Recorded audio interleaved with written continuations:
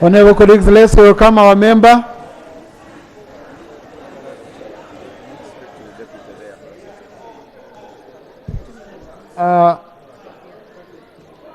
Honorable Sarah Guti, welcome you to the 11th Parliament and Parliament of Uganda. Congratulations on being elected as Woman Member of Parliament for Dokoro District. You know how our sister Imat Cecile Gwar was performing. We expect you to raise the bar to her level. We shall be here to support you in each and every way.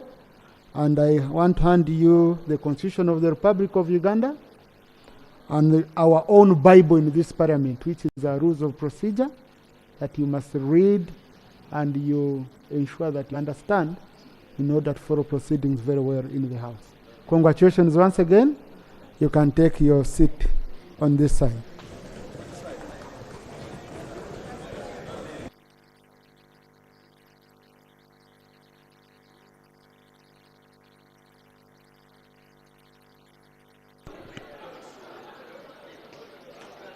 Right, Honorable Speaker and Honorable Members, you may recall that on 21st of March 2024, His Excellency the President of the Republic of Uganda amended the composition of Cabinet by appointing some new members. And among those newly appointed were 9 members of Parliament who were subsequently duly approved by the Parliamentary Appointments Committee.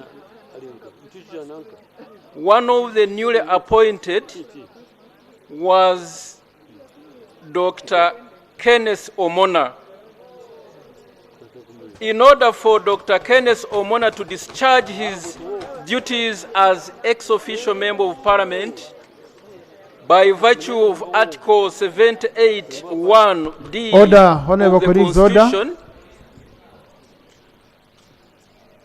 Dr. Omona is required under Article 81(4) of the Constitution to take and subscribe the oath of allegiance and the oath of member of Parliament. Right, Honorable Speaker, the said member is in the precincts of Parliament, ready to take and subscribe the oath. May I therefore seek for your permission to invite him to access the chamber for the aforementioned purposes. Permission granted for Honorable Dr. Kenneth Omona to access the chamber and take oath.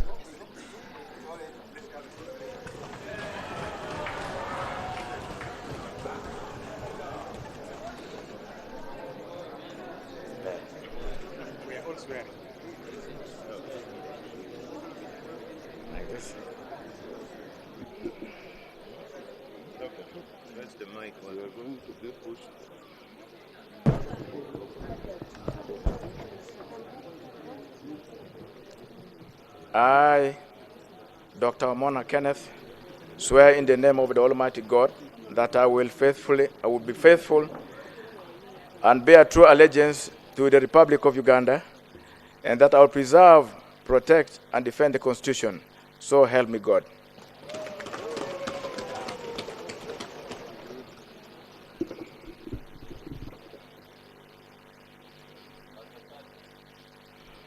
I, Dr. Omona Kenneth, swear in the name of the Almighty God that I'll give faithful service to this Parliament and support and uphold the Constitution of the Republic of Uganda as by law established. So help me God.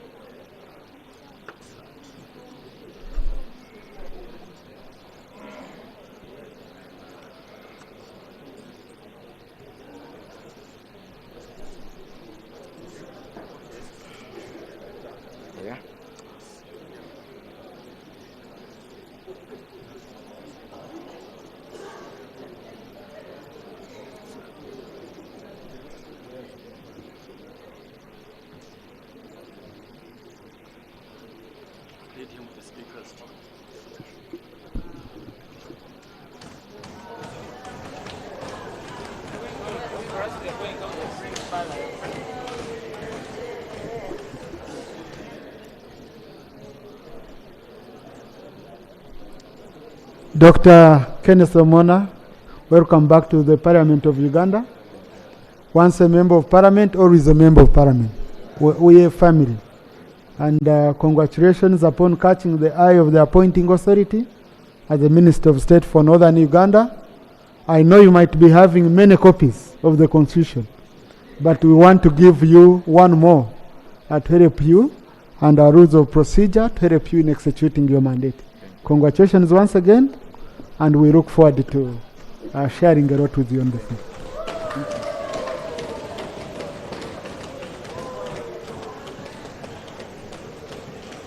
Right, Honorable Speaker and Honorable Members, once again, you may recall that on 21st of March 2024, His Excellency the President of the Republic of Uganda amended the composition of Cabinet, appointing some new members.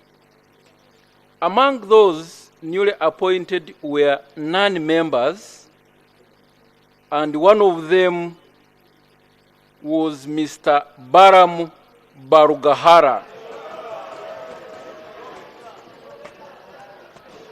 In order for Baram Barugahara to discharge his duties as ex-officio member of Parliament, by virtue of Article 781D of the Constitution, he is required under Article 81(4) of the Constitution to take and subscribe the oaths of allegiance and the oaths of member of Parliament.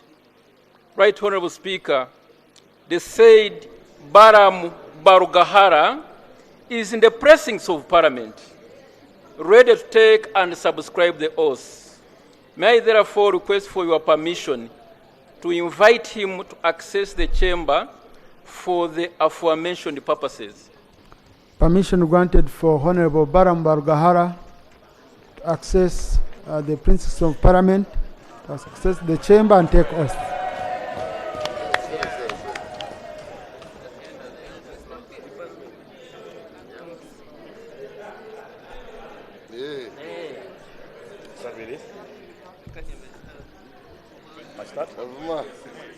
Order, Honorable colleagues, order.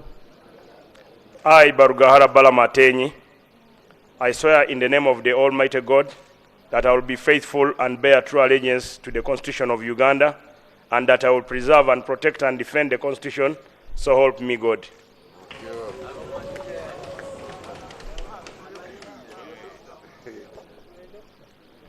I, Barugahara Balamatenyi, I swear in the name of the Almighty God that I will give faithful service to the Parliament and support and uphold the Constitution of the Republic of Uganda as by the law established, so help me God. Amen. Amen.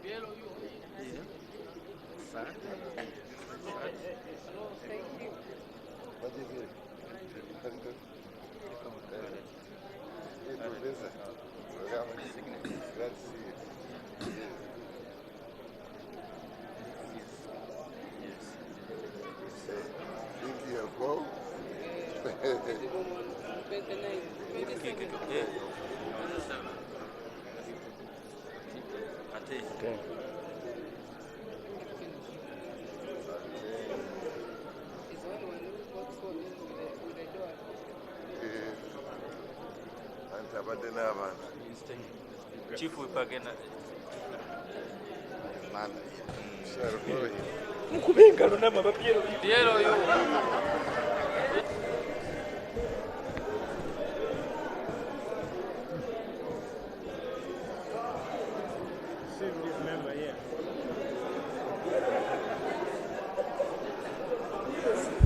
Thank you. Honorable Baram Barugahara, congratulations on catching the eye of the appointing authority, and welcome to the Parliament of Uganda and the 11th Parliament, to be specific. I know you've been following up most of the issues. I've been your good follower. But here we go by the Constitution and the rules of procedure. They will help you so much in executing your mandate. And we look forward to sharing more with you on the floor. Congratulations once again, and wish you all the best.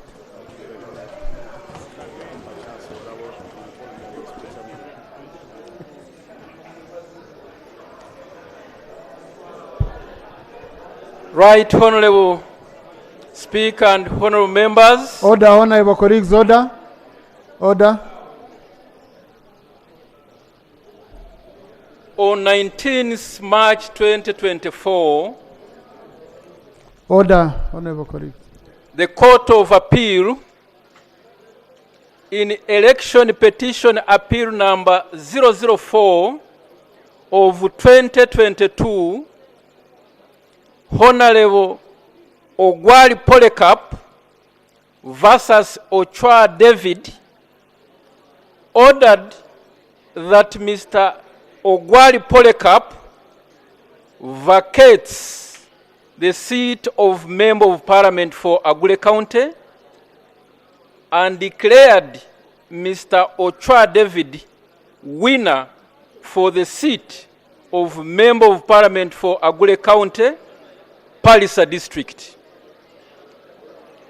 On 2nd April 2024, the Electoral Commission under Gazette Volume CXVII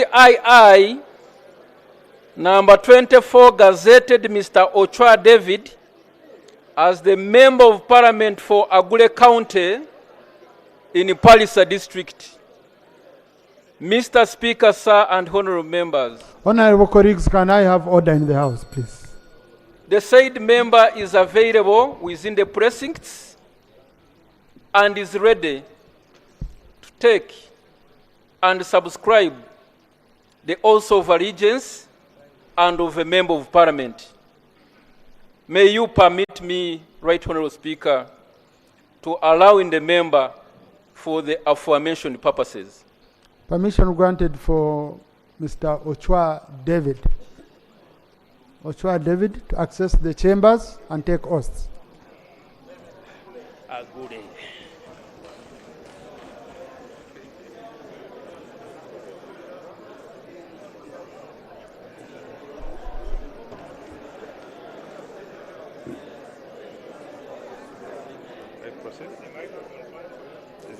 Raise it a bit up. Raise it a bit up. I, Ochwa David, swear in the name of Almighty God that I will be faithful and bear true allegiance to the Republic of Uganda, and that I will preserve, protect, defend the Constitution of Uganda. So help me God.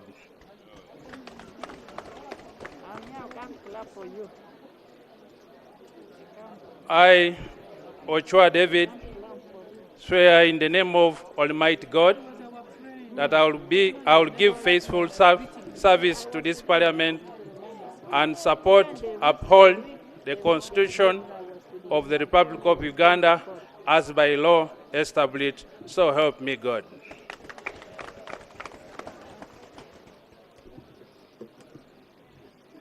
But the plan is even shaky. If I'm him, that's the problem. He didn't take these papers to UNED for verification. He has papers, but the electoral he didn't take the papers to UNED for the validation for verification.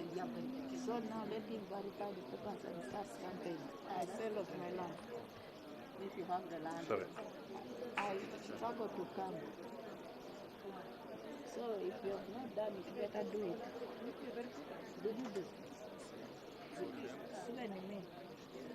So that's how it was. Me only did once, 2016. I didn't do twice. Did you every sorry. I'm fond of the zeros. And I had the original.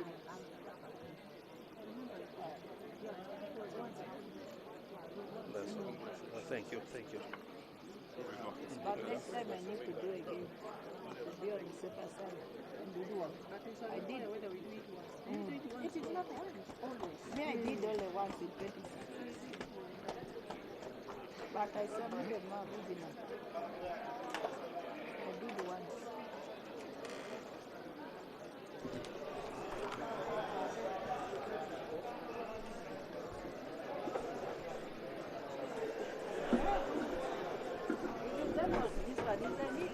Honorable Ochwa David, welcome back to the Parliament of Uganda. Once a member, always a member to this fraternity. I know you might have kept your copy of the Constitution very well, but I have a new one for you here, and the updated rules of procedure to help you in the execution of your work. Congratulations.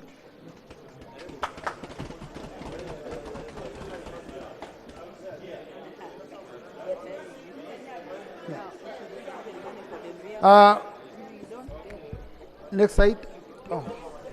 Item number 3 on the order paper, communication from the chair.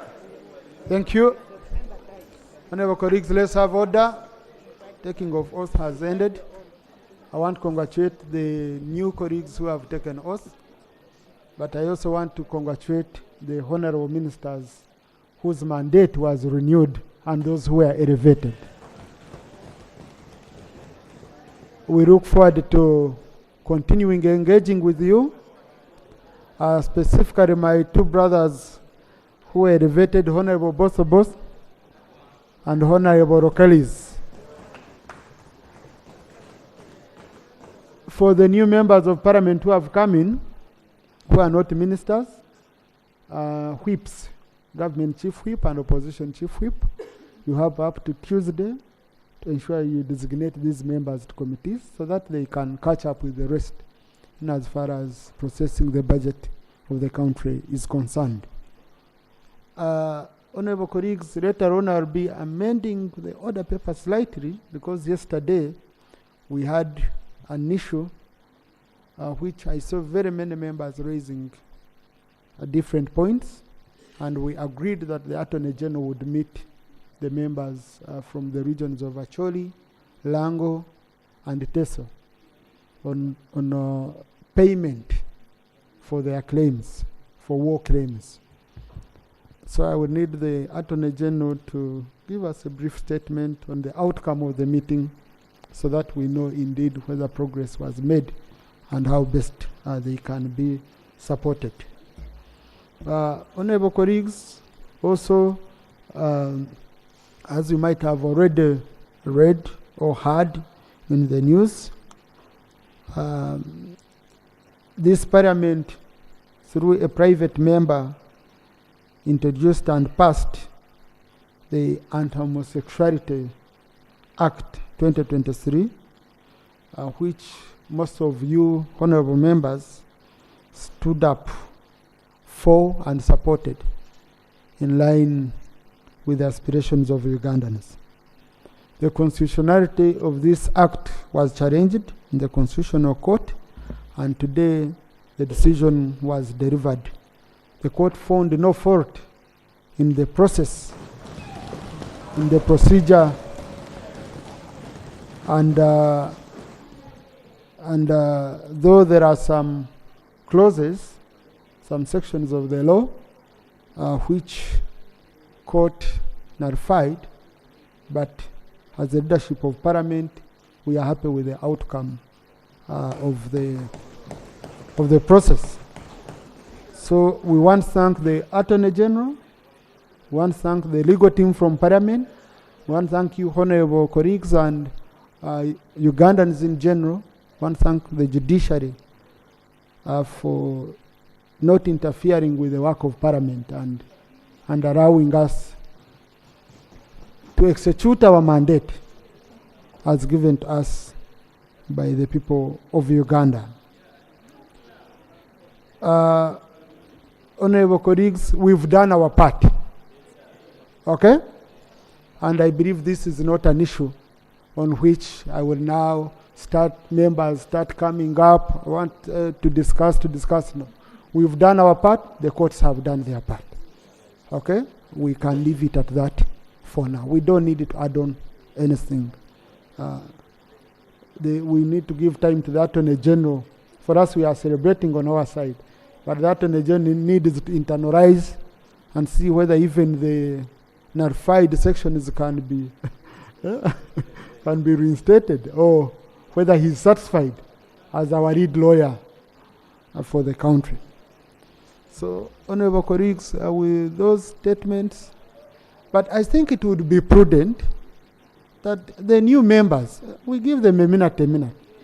At least say something. Okay? Yes, the new member. And I will start with Honorable Barugahara Baram.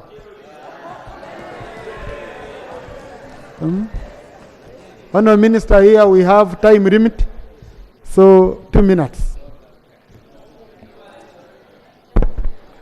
Thank you, Right Honorable Speaker, for this opportunity. Here before you is now a full minister.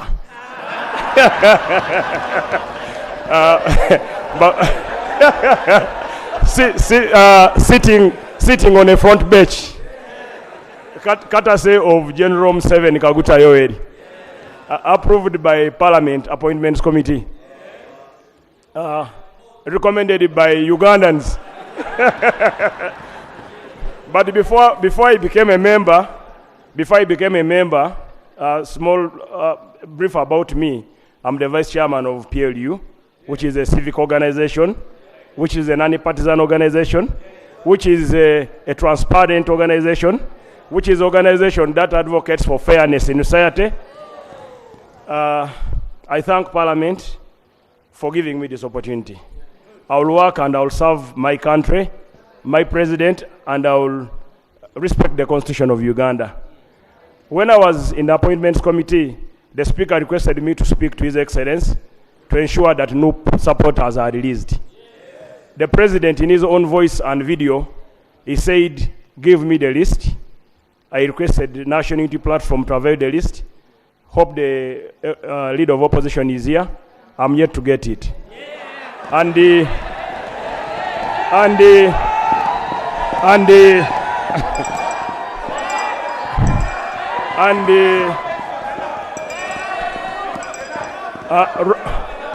right honorable Speaker.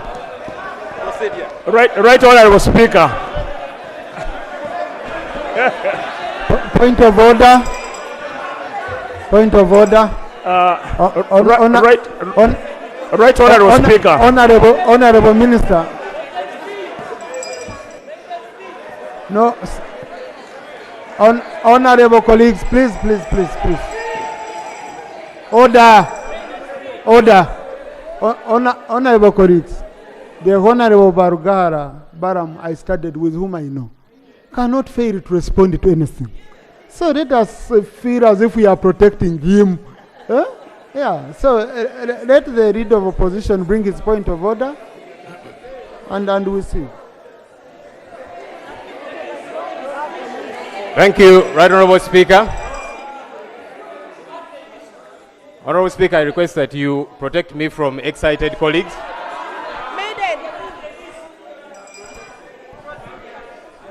Right Honorable Speaker. Please, honorable colleagues. Please, Lop. Thank you, Right Honorable Speaker. Firstly, I think it's important that as Parliament, we orient our new colleagues on our modus operandi as Parliament. How we operate, point of order, and the like. But more importantly, Right Honorable Speaker, the point of order that I'm standing up on,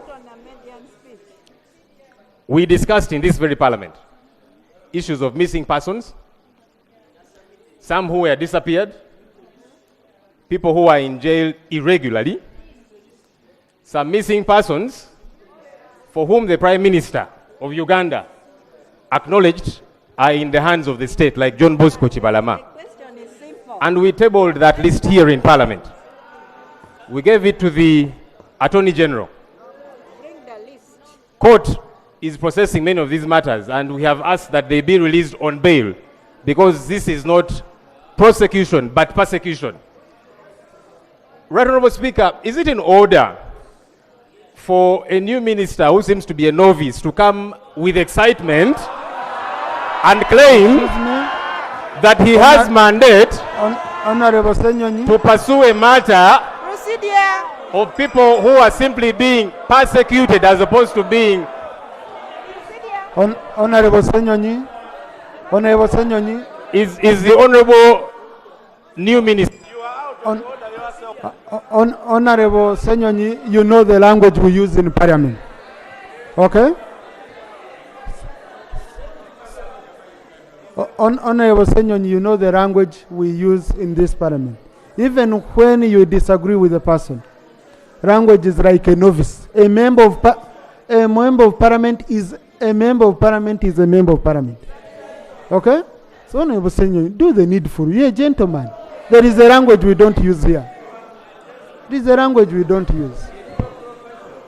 Right Honorable Speaker, as a lawyer and as somebody who knows English, the word novice means somebody who's new to a profession. The Honorable Parlament is a new minister. So the word novice is not derogatory in any way except for people who we need to teach some English.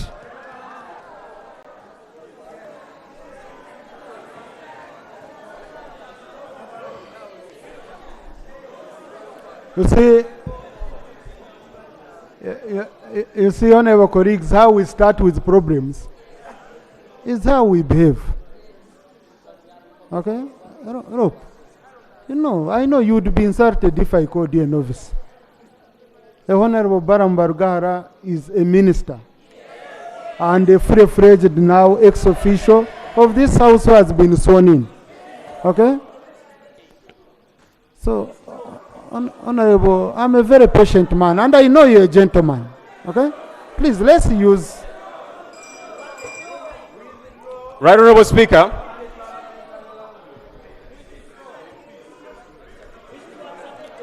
Right Honorable Speaker, Right Honorable Speaker, you asked me to speak. Please protect me from these excited No, you're protected, Honorable. You're I hope protected. I am. You see, in this Parliament, we keep learning, and I am glad to even teach colleagues some English.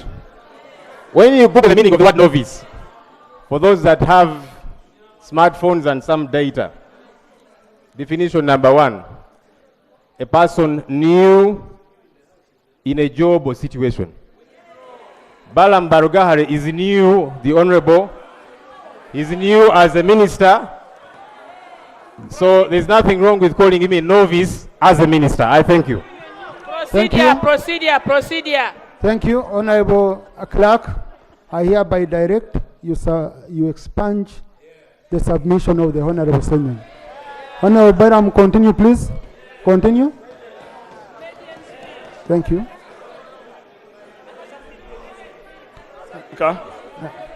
Right Honorable Speaker.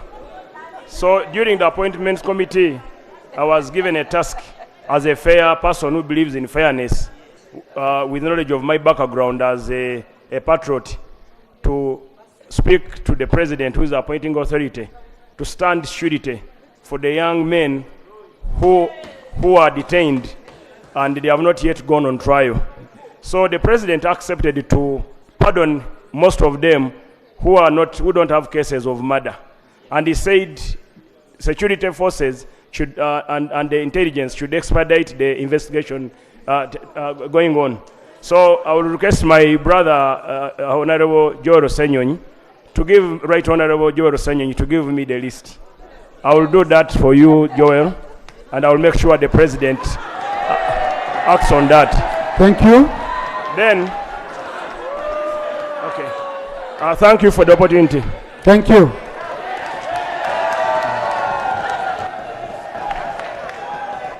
Thank you. The Honorable Dr. Kenneth Omona, do you have anything you want?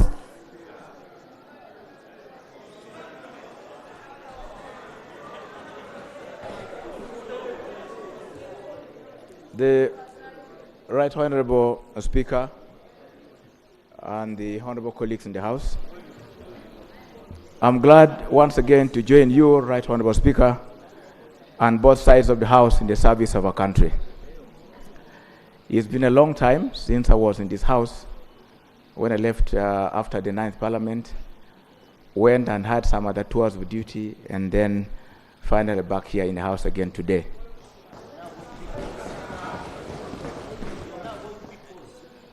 I'm very happy to join you again once more, Right Honorable Speaker.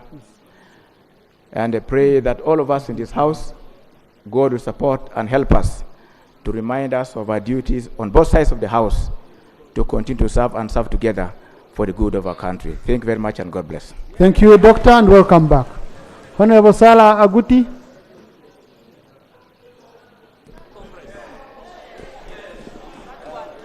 Thank you, Right Honorable Speaker. My name is Sarah Gruti, representing Dokolo District. I want to thank you for welcoming me in this house. The people of Dokolo have sent greetings to this house. I want to thank our party, UPC, for standing with me. I want to thank our party president and other MPs that stood with me. And also, I want to thank my voters of Dokolo that they have put their trust in me. I'm going to represent them. Secondly, Honorable Speaker, the people of Dokolo, they are okay, but only that they have one problem. My people are dying in the lake. I want this house to help me. Yeah. The fishermen of Dokolo, they are dying in the lake. If this house can help me, and we talk about it more. I thank you.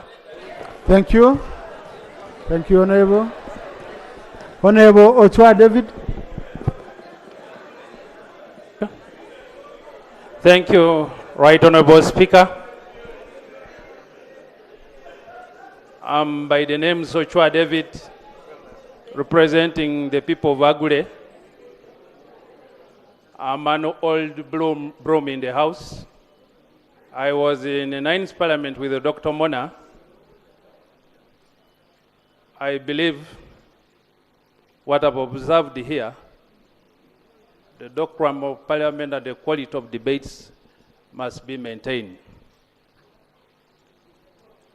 Right Honorable Speaker, I want to thank the people of Agule for supporting me. Not necessarily a court. I was voted by the people of Agule. Fully voted as a strong NRM MP. And that's why I'm here. We are the lawmakers. I believe you are aware of the Constitution. The remedies of any outcome in an election, you have to go to court. I hope you have had the opportunity to read the Constitution. Right, Honorable Speaker. Honorable Chua David, for guidance, because you might have forgotten a few issues. For example, when a speaker is speaking, you have to sit. And you talked about it. All right. Okay? Thank you, Right Honorable Speaker. Yeah. So, number 2, you don't access microphone without permission of the speaker. But number 3, you don't respond to all those who are not on record. Because now our Hansard is going to look bad. Someone will read and say, but whom was he responding to?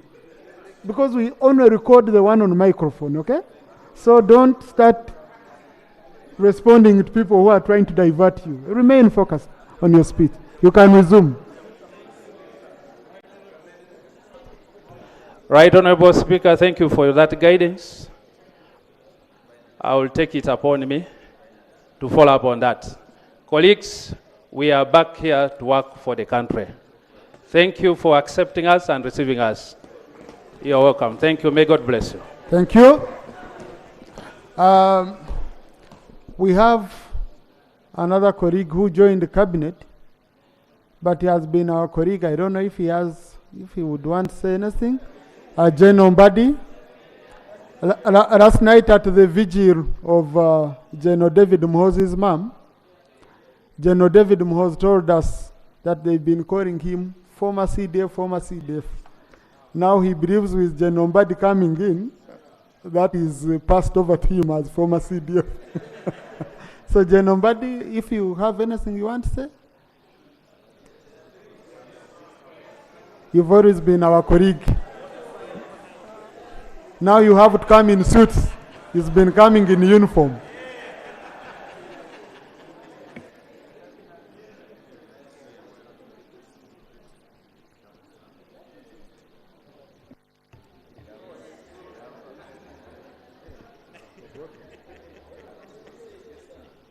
Thank you, Right Honorable Speaker, for giving me this opportunity. First of all, to thank the President for appointing me a minister. That's why you see I'm in this attire now. Secondly, I want to thank the members of Parliament, especially the Appointments Committee, for approving my appointment. I look forward to working with the Parliament to execute my duties of promoting competitiveness in trade and exports. Once again, so help me God. Thank you very much. Procedure. Procedure. Colleagues, General Ombadi has been given a docket where, from the feedback I get from the members, he's been one of the most popular members of the Committee of Trade. He has been on the Committee for Trade.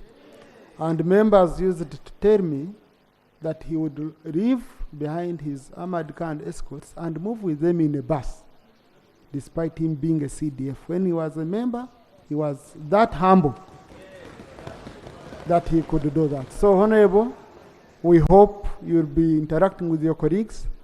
You know the hard questions they've been asking, and sometimes with answers, sometimes without answers. We are sure you're one of those people who will help us progress very well. Congratulations once again. Our colleagues in the VIP gallery this afternoon, we have Honorable Ebir Fred, former Member of Parliament for Kore County and current Secretary General of Uganda People's Congress. He has come to witness administration of oath of the Honorable Agutsara Dokoro, woman Member of Parliament. Please join me in welcoming him. Honorable colleagues, in the public gallery this afternoon, we have lecturers and student leaders led by Sister Jo Martin from Uganda Matters University in Nkozi, Mawokota County South in PG District. They are represented in Parliament by Honorable Nsibambi Yusuf and Honorable Teddy Namboze. They've come to observe proceedings of this House. Please join me in welcoming them. Honorable colleagues, also in the public gallery this afternoon, we have a delegation from the National Federation of Entertainment Promoters. They are here to witness the administration of oath of Honorable Baramba Rugahara, Minister of State for Youth and Children Affairs. Please join me in welcoming them. Colleagues, also in the public gallery this afternoon, we have a delegation from West Moyo County, Moyo District, which includes Mr. Anyama Williams, LC5, Moyo District. This is a delegation from Moyo District because they came to see me in my office. Reverend Father Grace Waigo, Chairperson, Moyo Municipality Advocacy Task Force. They are advocating for a municipality. They even have a task force now. So, Minister for Local Government. Mr. Anyama Charles, Senior Assistant Town Clerk, Moyo Town Council. Honorable Letaru Gladys, Councillor Moyo Town Council. They are represented by Honorable Alelo Tom Aza and Honorable Moliku Joyce Kaduchu. And they've come to observe proceedings of this House. Please join me in welcoming them once again. Honorable colleagues, in the interest of time, I will do matters of national importance tomorrow. I will invoke Rule 25 of our Rules of Procedure tomorrow to focus on matters of national importance so that we can go to issues. Oh, okay. Sorry. Yeah, because yesterday I called Honorable Lilian Abe. Sorry, Honorable Nyamutoro. Yes, Honorable Nyamutoro, please, and Honorable Florence Nambozo. Thank you for the reminder, Honorable colleagues. Thank you, Right Honorable Speaker. Mine is a word of gratitude to His Excellency, the President, for yet again capitalizing on the energies that the young people have to offer when centralized in the development process. Right Honorable Speaker, I would also like to thank you and the entire leadership of Parliament for the mentorship and support. I also extend my gratitude to colleagues for the goodwill, and I pledge that as a representative of the young people, our pace is set, and we look forward to seeing how best Uganda can fully utilize its natural resources to fast-track our development. Thank you. Thank you. Honorable Nambozo, Florence.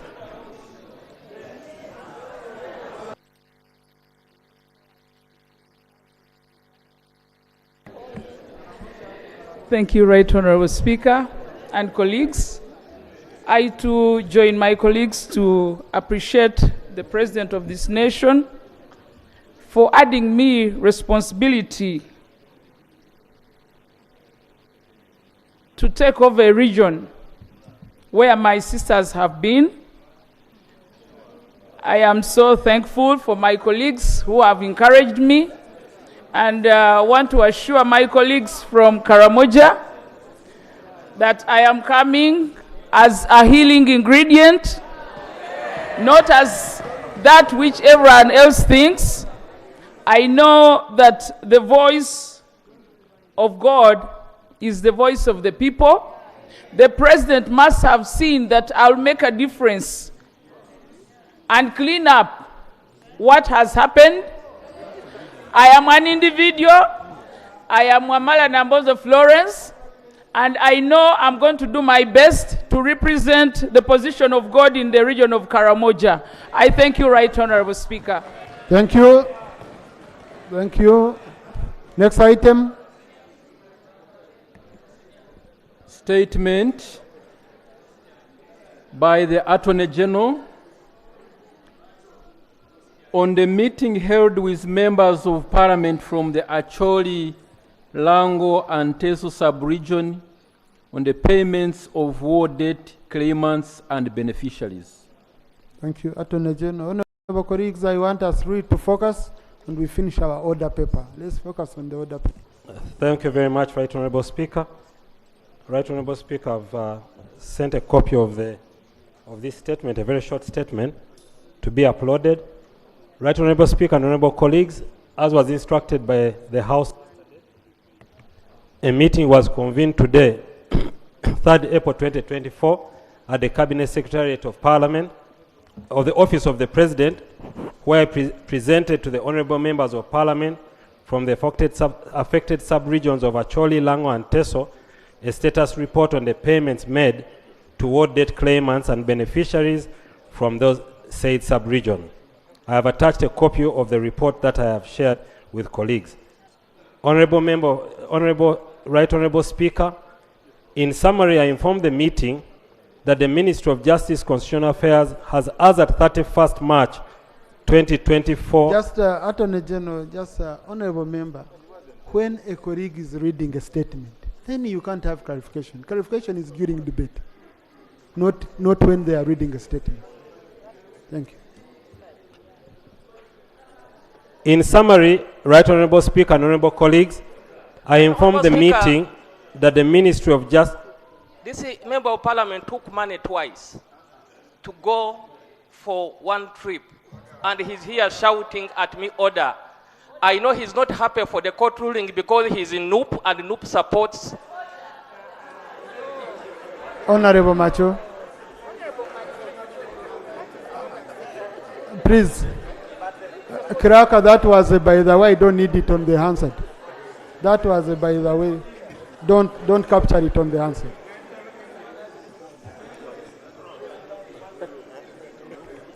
Right Honorable Speaker and Honorable colleagues, the Minister of Justice and Constitutional Affairs has as at 31st March 2024 received 84 billion shillings from the Ministry of Finance, Planning and Economic Development in the financial year 2021-2022 to 2023-2024 and has paid out a total of 80 billion 454 million 092,688 shillings to the claimants. We have shared the list of all the claimants' beneficiaries who have received the payments, whether wholly or partially, and those have been verified, and those that have been verified but have not received the payments. Right Honorable Speaker and Honorable colleagues, currently the Ministry of Justice is proceeding with continued payment of 2.869 billion shillings towards for monies that had been bounced back because of dormant and closed accounts. Further, I inform the meeting that Ministry of Justice continues to receive data cards from the districts in respect to the claimants or beneficiaries whose information had not yet been submitted to the ministry and in respect of corrected information. I also inform the meeting that Ministry of Justice has procured additional data cards to give to the districts that have requested for the same. At the conclusion of the meeting, it was resolved that, among others, the Ministry of Justice writes to the Chief Administrative Officers this week and offer guidance to them to permit all claimants and beneficiaries that lost cattle, irrespective of whether they went to court or not, to participate in the verification exercise by filing their information and data cards, by submitting them through the district structures. Further, it was resolved that additional data cards will be available to those districts that require additional data cards to capture the information. Ministry of Justice undertook to continue engaging the Ministry of Finance, Planning and Economic Development on the issue of the closed and dormant accounts and the claimants and beneficiaries. Furthermore, it was resolved, Right Honorable Speaker and Honorable colleagues, that Ministry of Justice will create a mailing list of members of Parliament for the sub-regions of Acholi, through which information relating to the payments of the verified claimants will continue to be shared. Before I take my seat, Right Honorable Speaker and Honorable colleagues, in the meeting today voices were raised, tempers rose because of this very emotive matter. For those colleagues who are offended by my action, I sincerely apologize, but I will continue to work with you tirelessly to get to the bottom of this matter. I beg to submit. Right Honorable Speaker, I beg to lay the statement as well as the reports on this in soft copy. I beg to submit. Thank you. Thank you, Honorable Attorney General. Now, Honorable colleagues, those who were not here yesterday, we agreed with the Prime Minister that for the other regions which were not considered, she's going to submit to Cabinet, and so that the Attorney General can be given guidance by Cabinet on how these ones can also be paid. From Busoga, Bukedi, West Nile, Buganda, Sebe, Ankore. Yes, the Amin War started from Tanzania, Vai Sinjiro, Rakai, and that's the one which liberated this country, first phase of liberation. Okay, so, and I think Mitoma potentially, also, I've said potentially, okay? So, honorable colleagues, do we need to open this up? Because what I was asking, yesterday I remember I told you, Honorable Bwari, that you cannot report on behalf of the Attorney General, but is this the accurate information? Honorable Bwari?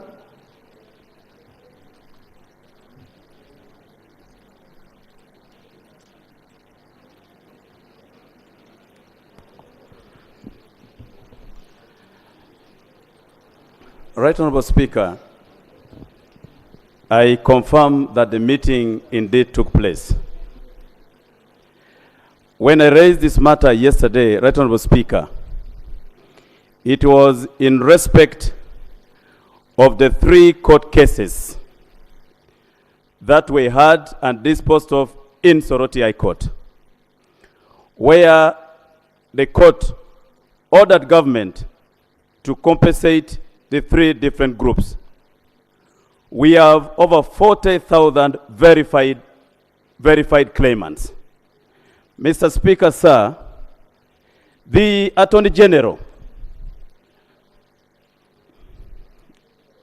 don't disrupt the Speaker. No, the Speaker has to listen to this. Mr. Speaker, sir, the Attorney General was very clear in that meeting. He said his office is not concerned with those who went to court or those who have the court judgments. He said our lawyers should proceed and seek execution in court, he told us. But we remember all these cases came because we went to court. Attorney General is a custodian of our laws.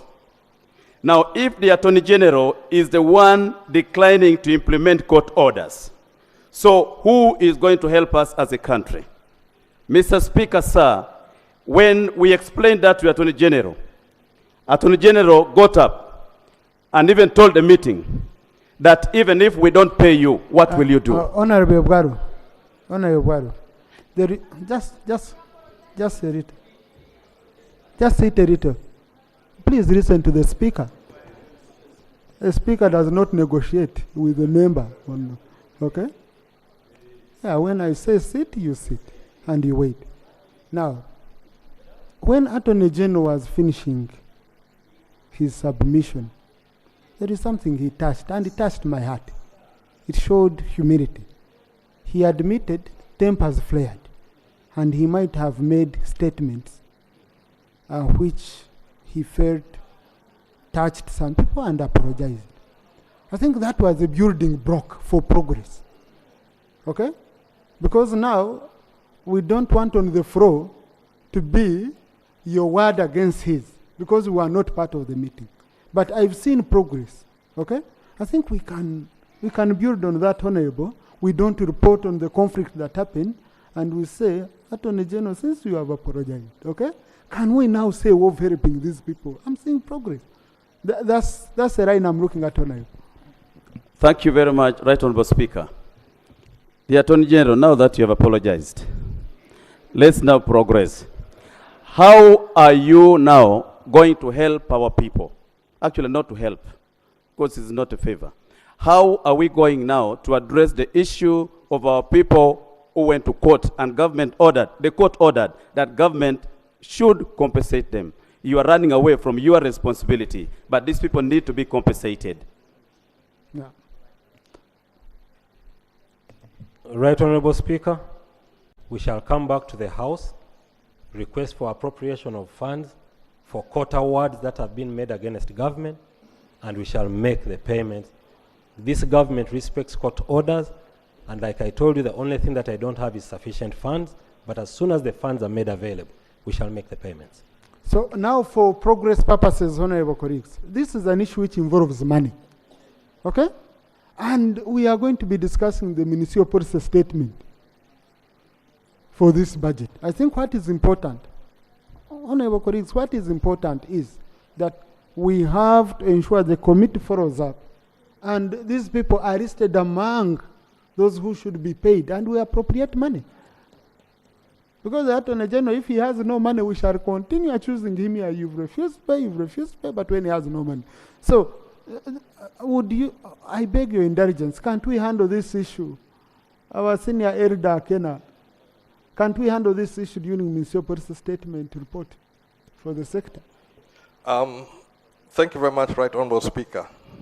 It is exactly on that point that I wished to raise a concern. And my concern touches on the rate of how much is being put in the budget. At the rate of this repayment, it will be so many years before government is going to complete what has already been awarded by court. and what has been verified. So if we continue putting a token towards this compensation, it has no effect. It will take so many years just to meet those obligations. And I'm hearing now that we want to take on more. What we put in the budget must be realistic. As it is now, it is not really helping, in fact creates a lot more problem, but there has to be a sufficient provision in order to have an impact and in order for the compensation to make sense, because many of those who have lost the animals have also lost their lives and they're passing away every day. I thank you.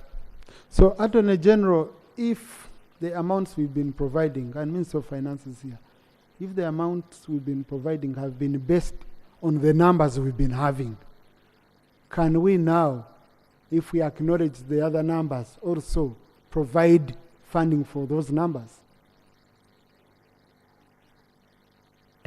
Right Honorable Speaker, the Ministry of Justice requested 349 billion shillings for this compensation last financial year.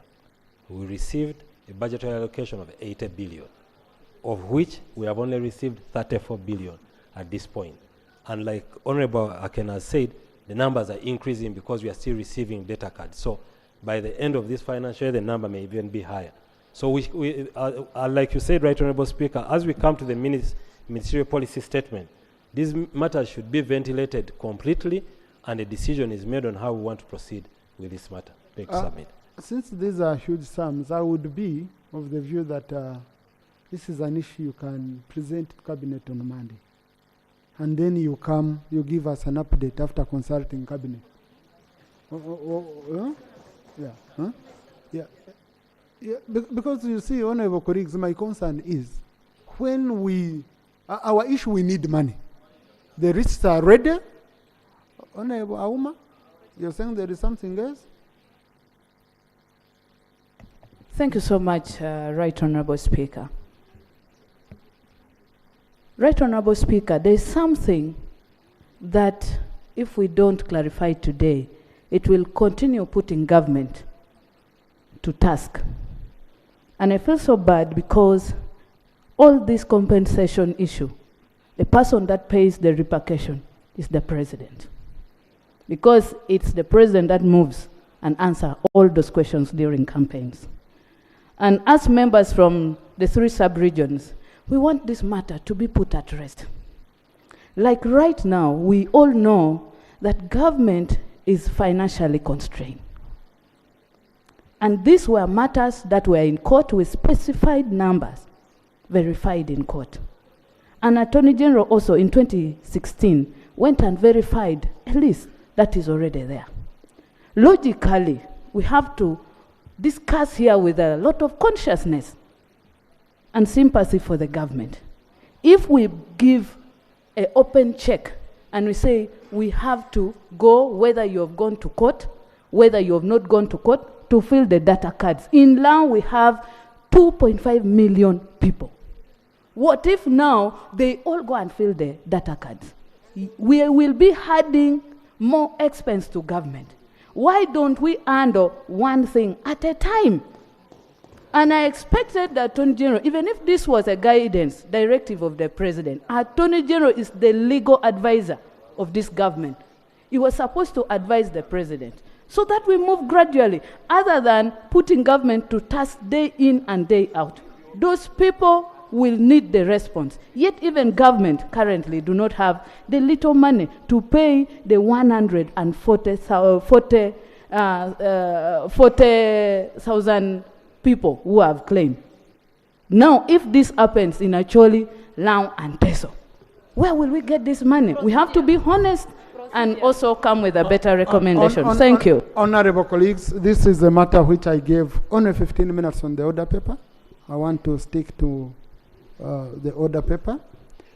We have agreed that the Attorney General will go to Cabinet on Monday. And the next week, when we are handling the ministerial policy statement of this sector, this is one of the issues he will first give us a brief statement that will help guide us. Otherwise, we cannot conclude it here the way we are doing it.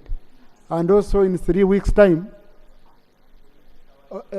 we agreed in 3 weeks' time, the Prime Minister is going to present a statement on the floor on other regions which were not captured. We agreed that yesterday. Please, next item.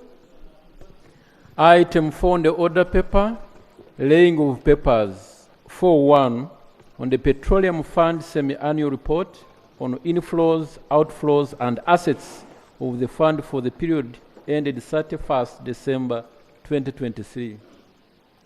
Thank you. Honourable Minister for Finance. Right Honourable Speaker, I move in accordance with Section 61(1)(b) of the Public Finance Management Act 2015 as amended to lay on table the semi-annual report on inflows, outflows, and the assets of the Petroleum Fund for the period ended 31st December 2023. I beg to lay. Thank you. Honourable colleagues, this is referred to the Committee on Budget as per Section 18 of the PFMA and Rule 173 of our Rules of Procedure. Should be processed and report back within 45 days. Thank you. Item 4.2, the Public Procurement and Disposal of Public Assets Regulations 2023. Honourable Minister for Finance.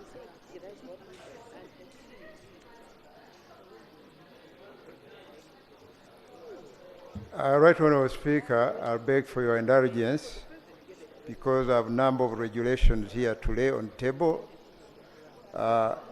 in the accordance with the same provisions.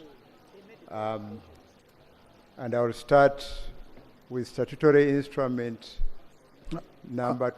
Wait, Honourable Minister,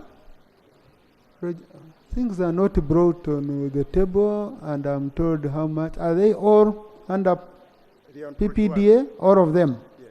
Yeah, so if they are all under PPDA, just do at once. Make one statement that covers all of them. You wanted to mention one by one? Yes, because they vary in terms of titles. Then I would have also captured them well on the order paper. But okay, we shall capture each on the order paper. Separate. Clerk, you capture it separately. Thank you so much, Right Honourable.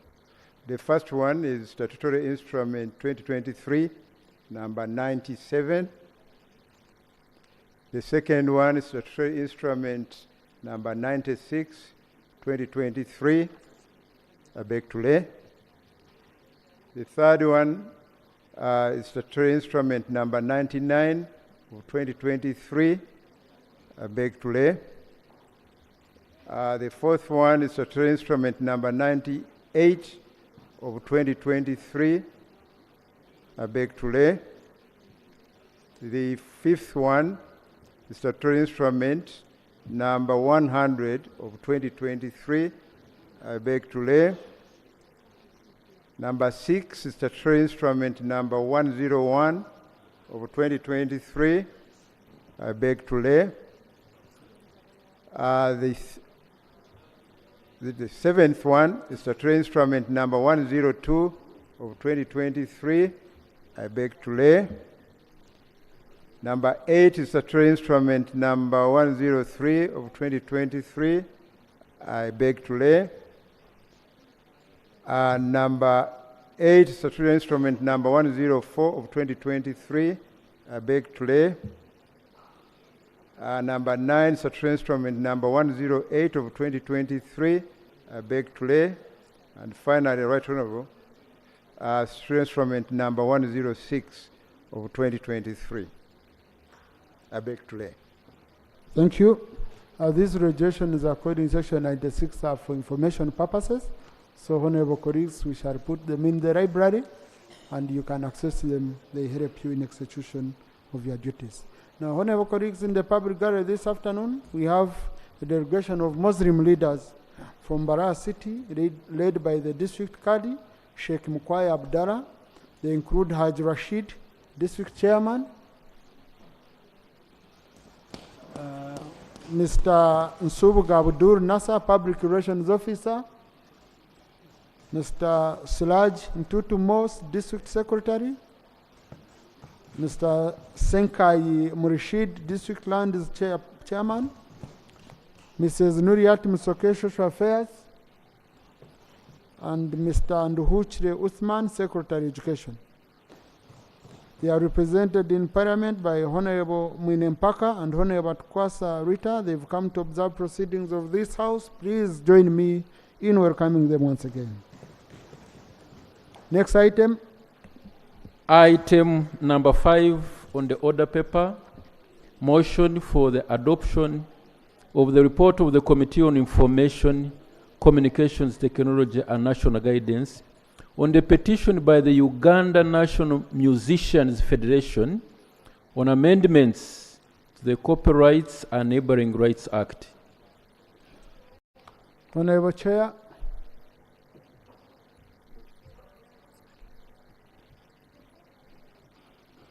And I know you know how to do it quick. Then we shall capture the whole report on the Hansard for the record, but now do a summary. Thank you, Right Honorable Speaker and honorable members. I beg to present the report of the Committee on Information, Communication Technology and National Guidance on the petition by Uganda National Musicians Federation on amendments to the Copyrights and Neighboring Rights Act 2006. Right Honorable Speaker and honorable members, on the 4th of October 2003, members of the Uganda National Musicians Federation, through Honorable Fiona Nyamutoro, the National Female Youth Member of Parliament, and now the Minister of State in charge of minerals in the Ministry of Minerals, Energy and Mineral Development, wherein they called for expeditious amendment of the Copyrights and Neighboring Rights Act 2006, justifying that the 17-year-old law has become outdated in the light of advancement in technology and emergence of international best practices. Pursuant to Rule 36, the Rules of Procedure of Parliament, the petition was referred to the Committee on ICT, Communication Technology and National Guidance for consideration, which concluded the investigation and hereby report. Right Honorable Speaker, I move to general observations on the status of the bill for the amendment of the Copyrights and Neighboring Rights Act. Right Honorable Speaker, on 20th July 2022, Honorable Kiyaga Ilari sought for leave of the House to introduce a private member's bill entitled the Copyright and Neighboring Rights Amendment Bill. The bill introduces amendment to several provisions of the Act. It was, however, resolved by Honorable Hilary Kiyagi and government to work together to come up with a holistic amendment to the Act. And according to Honorable Attorney General, his submission to the committee, consultation on the bill is ongoing. Right Honorable Speaker, the committee recommends that urges government to consider and expeditiously domesticate the provisions of different treaties highlighted above that Uganda has ratified. So, the committee recommends for expeditious drafting and tabling of the amendments to the Copyrights and Neighboring Rights Act bill to Parliament by government, as the leave was sought in July 2022, and today is 3rd April 2024. Almost 2 years, the bill has not seen the light of the day. Right Honorable Speaker, another general observation is coordination and supervision of the arts and culture sector. The art and culture sector in Uganda is affected by supervision by various ministries and departments across government, including Ministry of Justice and Constitutional Affairs, Ministry of Gender, Labor and Social Development, and the Ministry of ICT and National Guidance, which has affected realization of the mandate of the sector due to challenges of coordination and activities therein. The committee observes that the management of arts, sports, and culture under a single ministry will not only address the challenges of red tape and lack of centralized management, but also boost multiple opportunities for learning, entertainment, leisure, personal growth and improving communication within, while also increasing the revenue base for the sector. We take cases from Kenya and Zambia who has put that sector under one ministry, and they are doing well. The committee therefore recommends that the youth, sports, culture, and arts sector should be housed under a single fully fledged cabinet ministry in order to make it undertake critical interest in matters affecting young people, which will lead to harnessing opportunities which can convert this largely informal sector into a commercially viable vehicle for job creation, entertainment, education, and widening the country's tax base. Committee also recommends that government evaluates the viability of a self-regulating, privately managed body to license the art industry sector and actors. This is intended to fully exploit and leverage the potential of promising arts industry, just like it has been done through the National Council of Sports.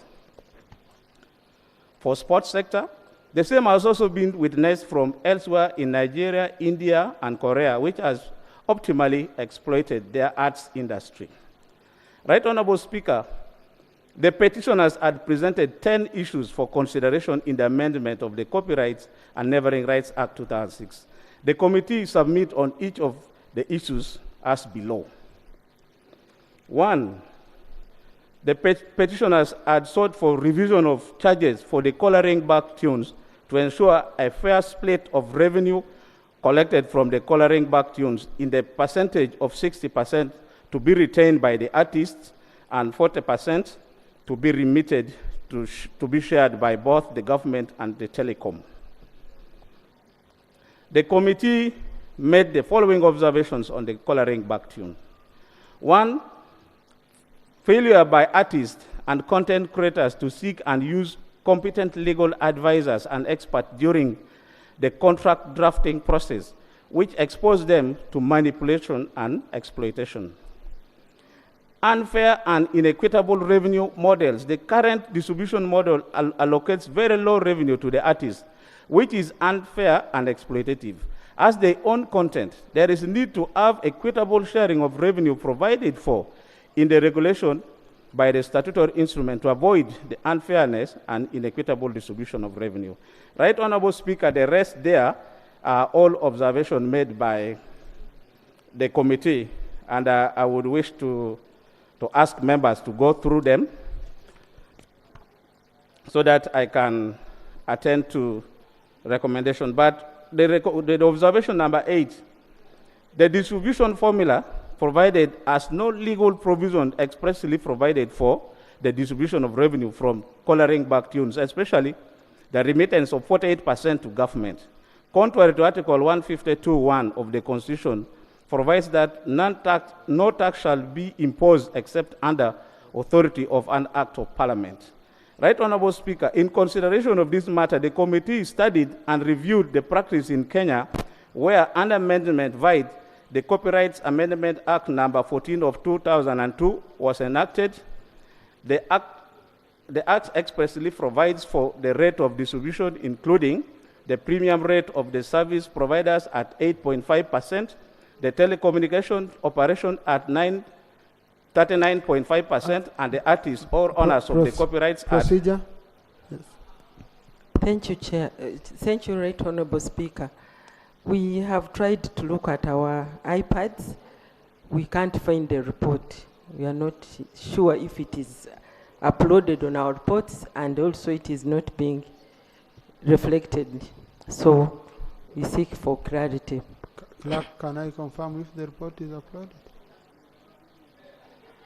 Is it? The report is uploaded, Honorable colleague, because some colleagues are accessing it. I have just ordered for a copy for the Honorable Baram, because he doesn't have an iPad, and the Honorable Chua and the Honorable Sarah, and I know he knows this sector very well, so that's why.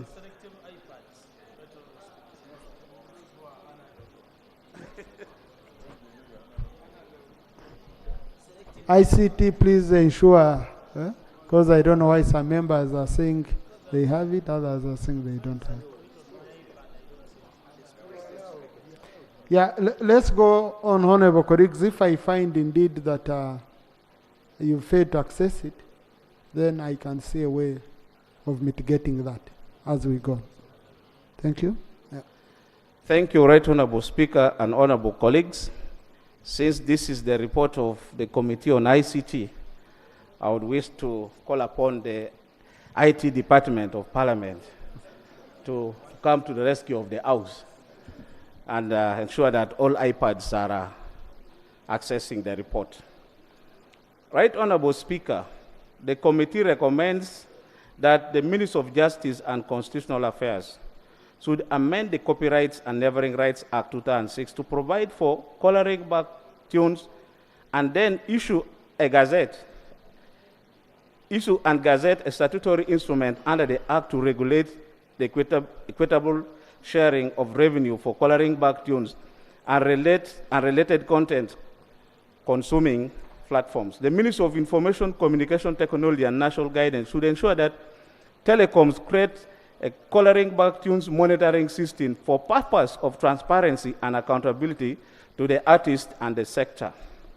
That Uganda Communication Commission should audit the CRB platforms for copyright infringement content, order and take down and effect compensation for affected rights holders, as well as ensure that telecoms account for non-remittance or non-remunerated downloads. The Artists Association, including Uganda National Musicians Federation and Uganda National Musician Association, should ensure that artists receive sufficient legal support in drawing up and managing contracts. The association should have in-house legal teams.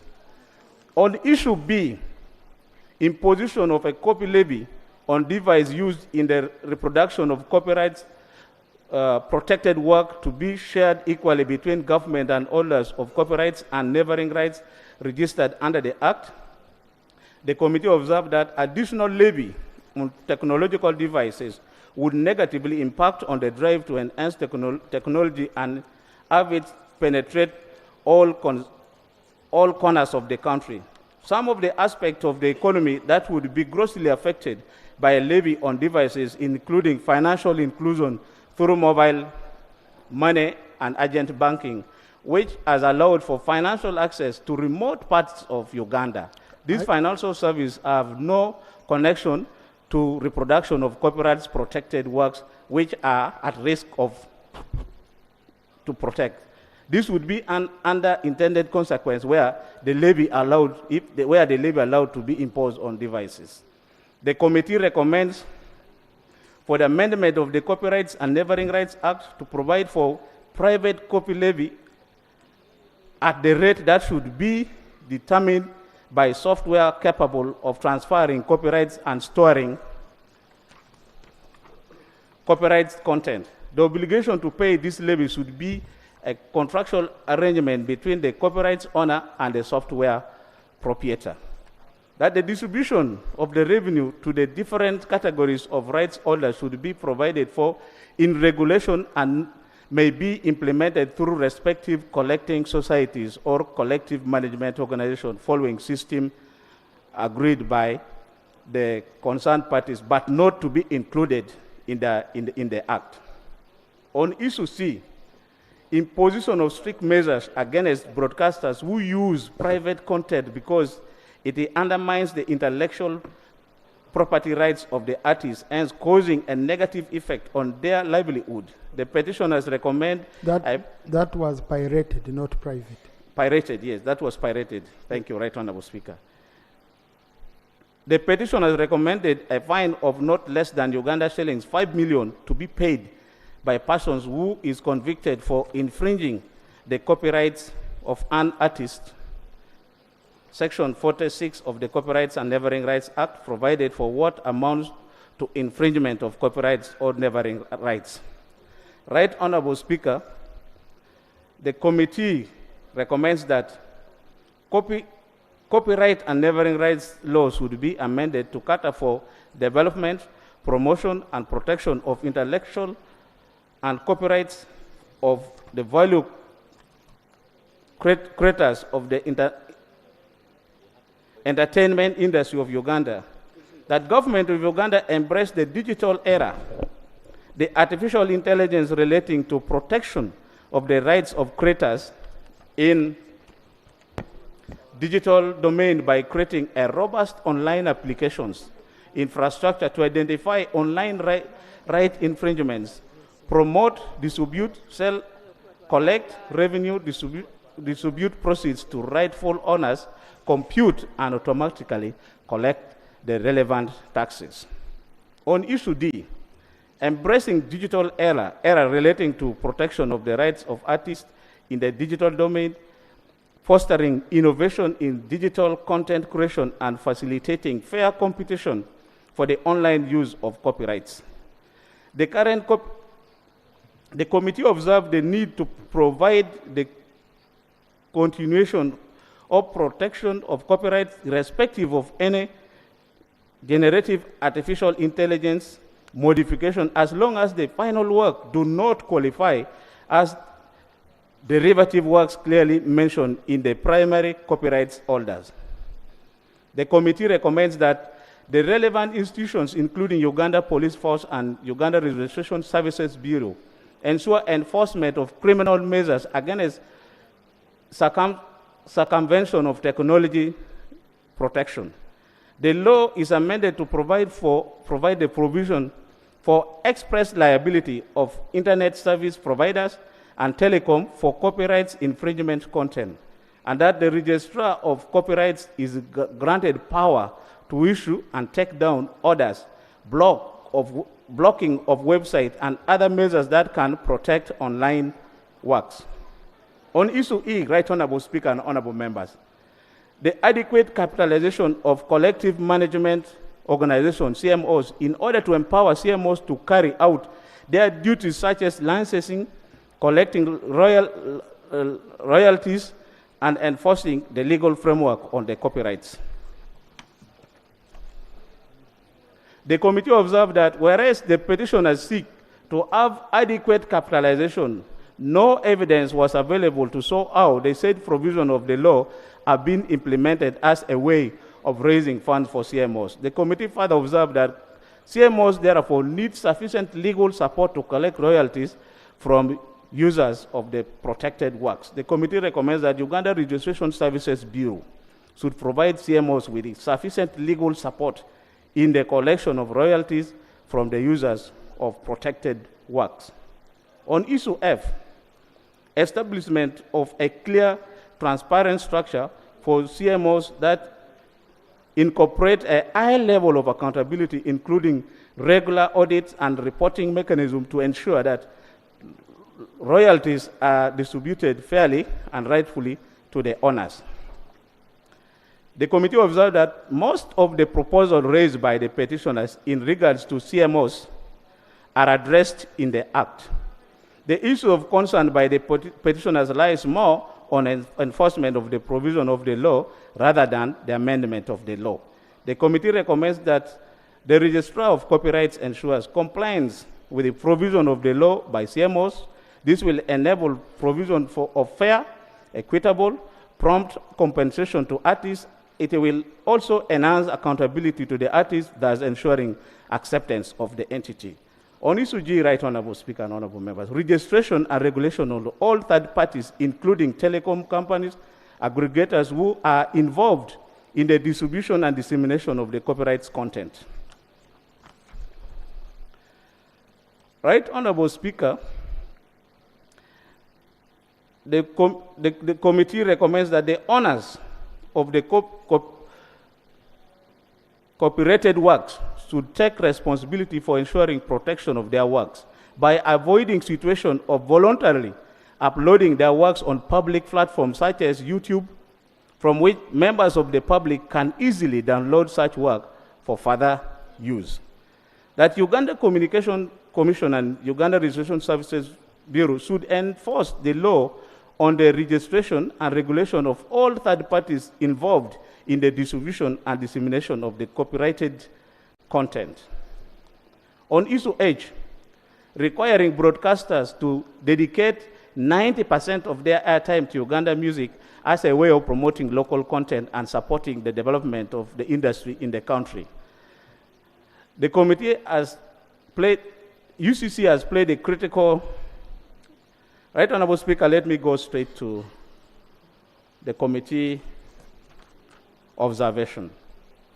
The enforceability on 70% directive may come into question on whether all broadcasters are implementing the directive. This is caused by lack of adequate monitoring system. The 70% local content is not limited to only music, rather than all content producers by Uganda, including drama, current affairs and news, information programs, education programs, children programs, and sports programs. Committee observed that the request that 90% songs should be Ugandan in both is both unreasonable and impractical, as talent globally is dictated by quality. Ugandan music should therefore have to match the quality of the music from elsewhere to receive adequate airplay. The media is governed by consumers' interest. As the market is liberalized, Ugandan music should thus appeal to the consumers who control and dictate the market and airplay. The proposal for 90% music airplay will be challenged by the consumers for being unfair and intrusion of their freedom and rights to exercise their choice of content or entertainment. The media is based on target audience, and some radio stations play music not common in Uganda, including the country music, the jazz, the rock, and thus distributing them on the local content component with these music genres not locally available and making the proposal impractical. Right Honorable Speaker, Uganda is a free and liberalized economy, pushing the East African and Pan-African agenda, and the push for 90% music airplay contradicts this agenda. Broadcasters do not operate just to entertain. They also have other objectives such as information and education, which are not necessarily achieved through music. This is also noteworthy that not all broadcasters play music. The committee therefore recommended the proposal for 90% music airplay to be given to Uganda content is rejected, and this is untenable and goes against the policy of free and liberalized economy, as well as the East African and Pan-African agenda. The Uganda Communication Commission should ensure the regulations and should ensure the enforcement of the regulation on local content. And the last recommendation, that is government should deliberately take an interest in local music by improving its quality to compete globally, by putting in place mechanisms to support artists and musicians to provide better music, including financing of the sector, improving studios and equipment. On issue number I, encouraging the use of Ugandan models, actors and actresses, and artists in the advertising, promotion, influencing, and endorsement of products by companies in Uganda, and developing Uganda publishers through the imposition of higher charges of publishing licenses for non-Ugandans, and a way of empowering the local creative industry, provide employment opportunities for local content, and help build a distinct national identity in advertising. Right Honorable Speaker, the committee observed that it is the role of Uganda Communication Commission to regulate advertisement, and according to Regulation 27, the Uganda Communication Commission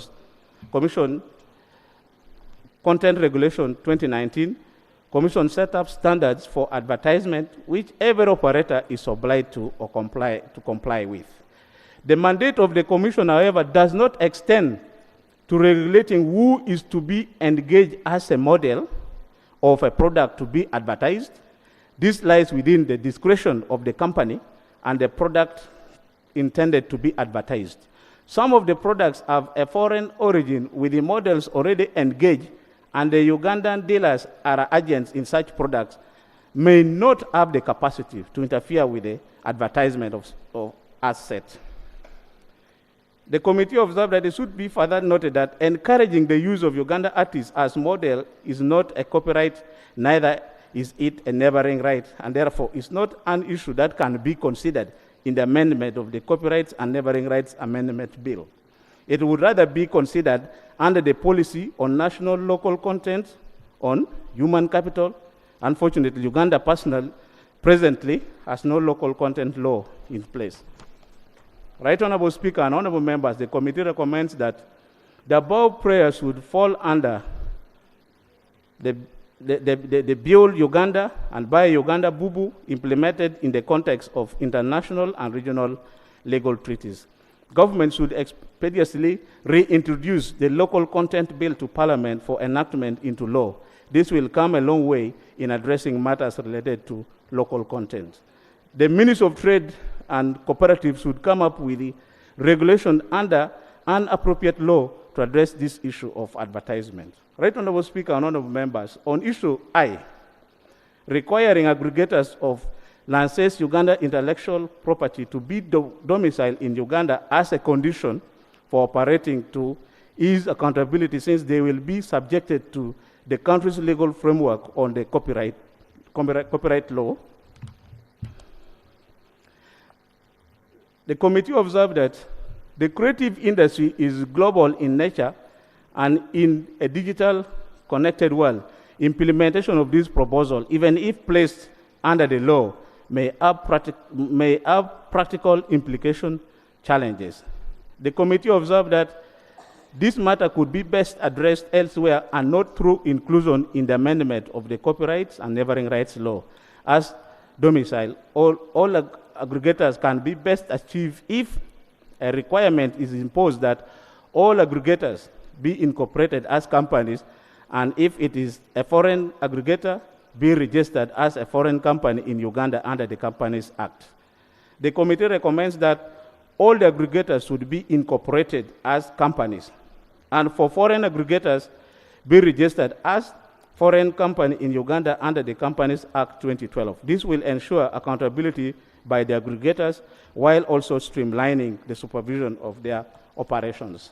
Right Honorable Speaker and Honorable Members, in conclusion, a comprehensive approach to addressing the challenges facing Ugandan music industry in the digital era will ensure that the country harnesses the opportunities in the industry by improving the livelihood of people in the music industry value chain, and also widening revenue base for government.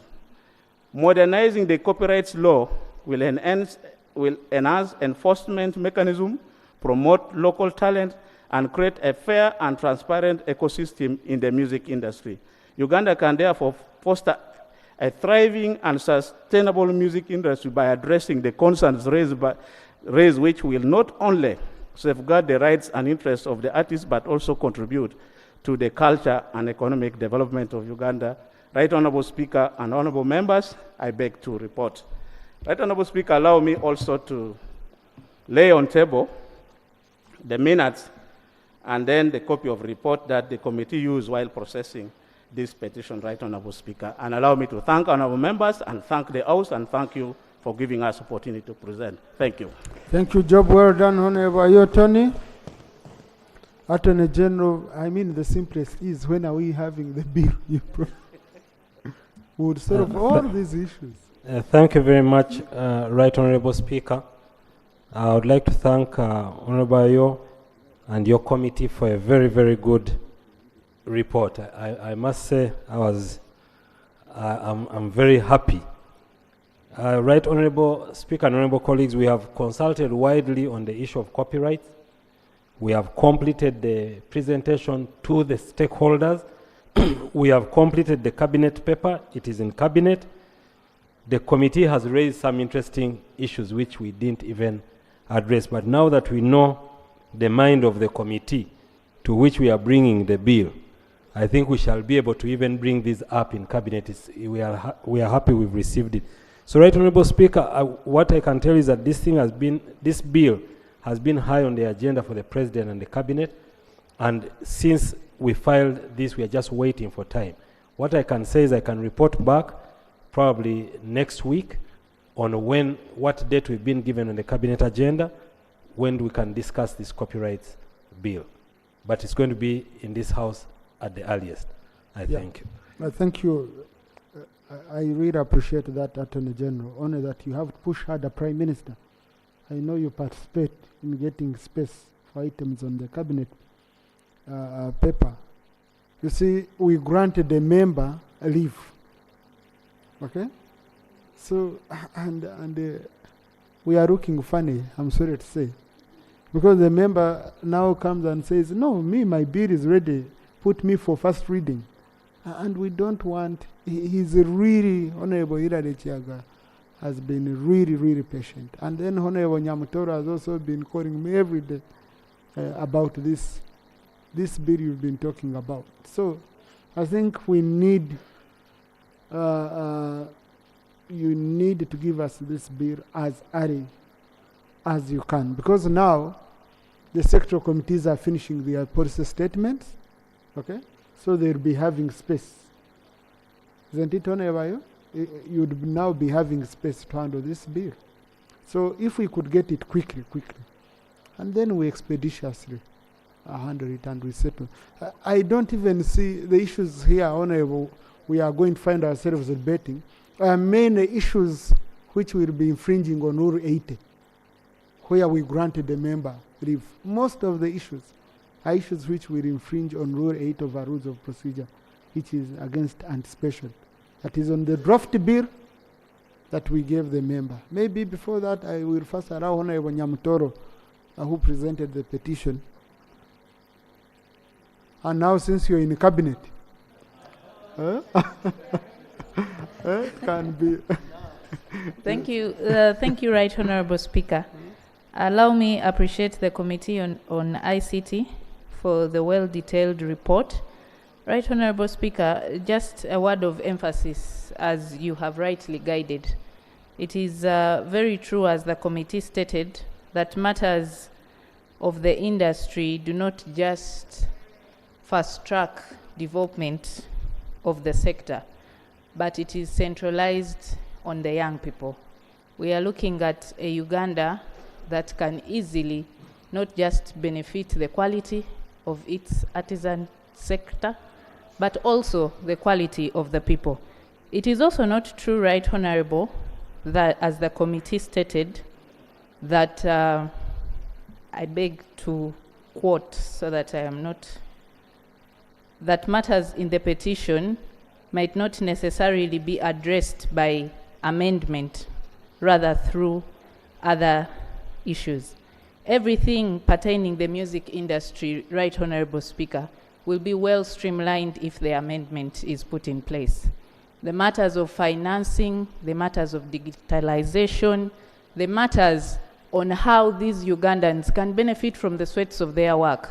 It is very frustrating to be a victim of underemployment as we fight towards seeing that the country addresses the big concern of unemployment of the young people.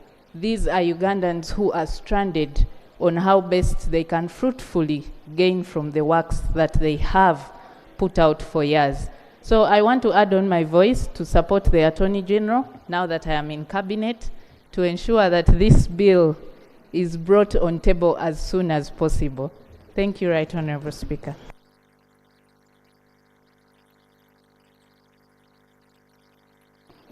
Now, Honorable colleagues, how are we going to debate this? You see, anti-clarification, there is no one on the floor. So the rule is done. This is putting the speaker on the spot. Maybe these points of emphasis, because Rule 80 is tying us down since we granted the member leave, and there is a bill. So, and these are issues that are more. Honorable Chimosho, what is that? Thank you very much. And Honorable Sorand. Thank you very much, Right Honorable Speaker. Right Honorable Speaker, through you, I want to seek clarification from the Attorney General about what could be the challenge that they face that delays these bills. Right Honorable Speaker, this is I chair a committee of fiscal infrastructure, and there are some sensitive bills. Every time you meet with the ministers, they tell you we are in the process. We are in the process. For example, one, the National Building Review Board. You see the illegal structures coming up, the method of construction, everyone constructing in their own way. And we need a law fully-fledged to empower them and help them. You meet with the minister, they promise you next week, and nothing is coming through. So I wanted to seek through you the clarification from the Attorney General. What could it be that impedes them or that affects the speeding of these bills, so that we even don't waste a lot of time to first send a committee recommends what is expected, and then we in circles. Thank you very much, Honorable Speaker. Attorney General, you want to say something about that? Yeah, Right Honourable Speaker and Honourable colleagues, the bills that are passed by Cabinet must have a regulatory impact assessment. It must have the funding that is required for it. And the consultations, the worst that can happen, honourable colleagues, is to bring a bill here and then it is sent away.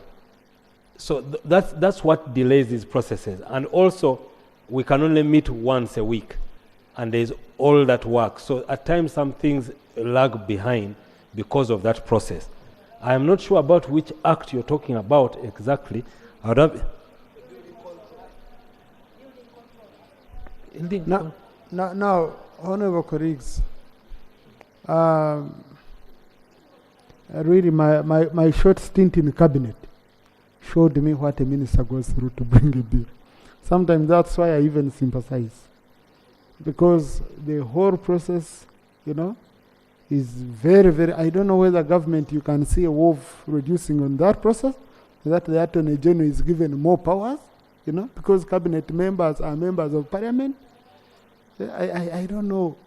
I've seen in other countries, for example, in South Korea, they have, under the office of the Prime Minister, they have a directorate in charge of legislative research and drafting. So, because the Prime Minister is the leader of government business in Parliament, now you find there are scattered forces, all of them trying to make bills. So this research helps to coordinate, and put together. Now the Attorney General, by the time you reach him, it's already, the process is already tedious and coming right toward the end. But the challenge we have here, honourable colleagues, is that we can only ask about bills that were provided for on the legislative agenda submitted by government. So before we ask a minister, where is this bill? Then we need to check when they were reading State of the Nation address, which legislative agenda did they provide? Usually when the president does not include the legislative agenda, then the Prime Minister comes and tables it here. So we need to look at that. Then for those other bills, I would guide, honourable member, that we can even, if we feel it's a very urgent issue, private members can get a private member to bring that bill. But the challenge we've been having on the implementation bit of it, you find when you're restricted by Article 93 of the Constitution, that you cannot put a charge on the consolidated fund, then your bill again becomes very weak. It will be just a story. So maybe we need to see a way. I'll have a meeting with the Attorney General. Okay? I'll have a meeting with the Attorney General. We see how best. And also, maybe we can always extract properly, crack. Let's always extract properly where the committee is recommending that you need to review this law. We extract and we inform the Attorney General and Government Chief and Prime Minister, so that action can be taken. But I feel what you're raising, Honorable Chimosho, is a very, very critical issue. And the Honorable Namugans, I'm sure, when they are interacting with the committee, they will touch a little bit in that issue. I had heard Honorable Soro. Thank you very much, Right Honorable Speaker. I would like to thank the committee for the report. But my issue is the government should prioritize the creative arts industry. If it was a priority and frontlined, wouldn't even listen to this report maybe. Everything would have been tackled in the bill and somewhere else. We need this industry to be supported, not in a way of tokens, but in a way, or in a collective way, that everyone with talent, in any talent, should benefit in this. So my request to the government is to prioritize this industry. It employs a lot of people, from the uneducated to the most educated. That's all, Right Honorable Speaker. Thank you, Dr. Pio. Thank you, Right Honorable Speaker. I would also like to thank the committee for their report. Whereas a number of issues can be addressed by the bill, there are issues that can be captured under the Bubu policy. The committee talked about the petitioners asking for about 90% of the time for airplay, and there are challenges in accepting that because of enforceability. But when you go to Nigerian television, 90% of the entertainment is local. When you go to Indian television, 90% is local. Go to the Chinese, go even to Tanzania. I wanted to propose, because when you look at, for example, a song like Yoleng, this government used it for their manifesto. The artist now is of international reputation itself. As government, I believe that within the national broadcasters, and we've seen UBC Radio promoting a lot of local content, I think we can be able to enforce it within the national broadcasters. But within the other broadcasters which are private, government has a lot of advertisements that are promoted within these private broadcasters. There can be provisions for those to be conditionalities for them to promote the local content and give more airtime. So I want to propose that we don't wish it away, but we make provision that government can come with arrangements to ensure that local content has adequate airtime within our television and different media houses. Thank you. Dr. Boka. Yeah, thank you, Right Honorable Speaker. I want to add my voice to thank the chair of the committee and the committee on the report. I want to speak to one aspect of the report, which was an observation about lack of an effective framework of coordination of the arts and the cultural aspects. Right Honorable Speaker, we have the Ministry of Gender, Labor and Social Development. Our arts and culture in this country that represents the over 60 tribal entities can be a huge product for tourism. I would like to propose that we look into an aspect of coordinating the arts and culture by ensuring that we have a ministry responsible for that, and indeed the Ministry of Gender, Labor and Social Development, I believe, is responsible for that. Possibly at this point I need to seek for guidance on whether or not we do not have sufficient provision within the Ministry of Gender, Labor and Social Development to effectively coordinate art and culture beyond music, dance and drama. Thank you. Thank you. Yes, Lop. Whenever colleagues, I'll give you opportunities on other reports. Thank you, Right Honorable Speaker. I think we need to help the Attorney General. One of the issues is raised is the financing element that is required, and he's right. But you see, of recent we saw government was allocating some billions of shillings to artists in a certain form. I don't think we should be reducing these artists to beggars of some sort. We should lay a lot more, because if there's money for that, then there should be money to process the bills and the financial implications and so on. That's the point really that I'm making. Because when you reduce them to being beggars, you give them some money now, they'll consume it and it will be done. But when there is a law that protects their trade, they will benefit from that, even when they are long gone, their children and so on and so forth. Right Honorable Speaker, the Prime Minister is here, because the Attorney General was also saying there are challenges within Cabinet and so on. Maybe we shouldn't burden him with some of these questions. The Prime Minister should commit when this can be processed, so that people get to benefit from their art, from their trade. That way you don't reduce them to beggars. That way they won't be disturbing you as government. Each time there is, a function and there's an artist, they say, now give us some money for this. Once they are protected, in their trade and they're able to make money out of that, they will fly on their own. Thank you.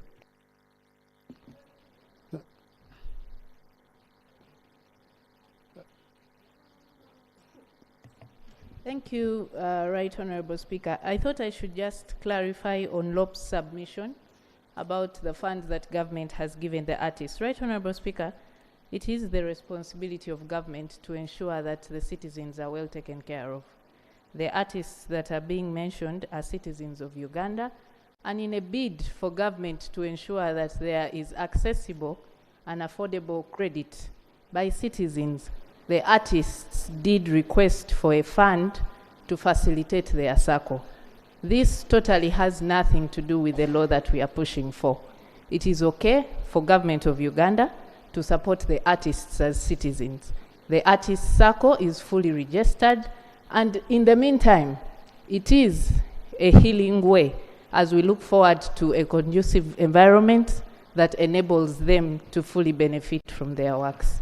I found it misleading for the LOP to mention that the artists are being paraded as beggars by the government. Yeah. Thank you. Now, honorable colleagues, please. Let this not be an exchange. I think what is important is all of us are looking for a sustainable way of supporting the arts industry. That's what we are looking at. From government, from opposition, that's what we are saying. And we are saying through the law, protecting their rights, protecting their content, we shall be able to achieve more. Honorable Gorobi wanted to say something. First, the minister, let the minister first come, then the Prime Minister. Right Honorable, mine was to respond to a colleague who was asking government to prioritize the arts and the creative industry. And I wanted to provide information that while presenting the strategic direction for NDP4 in cabinet, actually His Excellency the President himself added this sector to the priority list. So henceforth, this is now a priority sector in government. Thank you. Honorable Minister, you know, cabinet minutes remain secret until you formally present it here. So the member didn't know because it's not privy to proceedings of cabinet.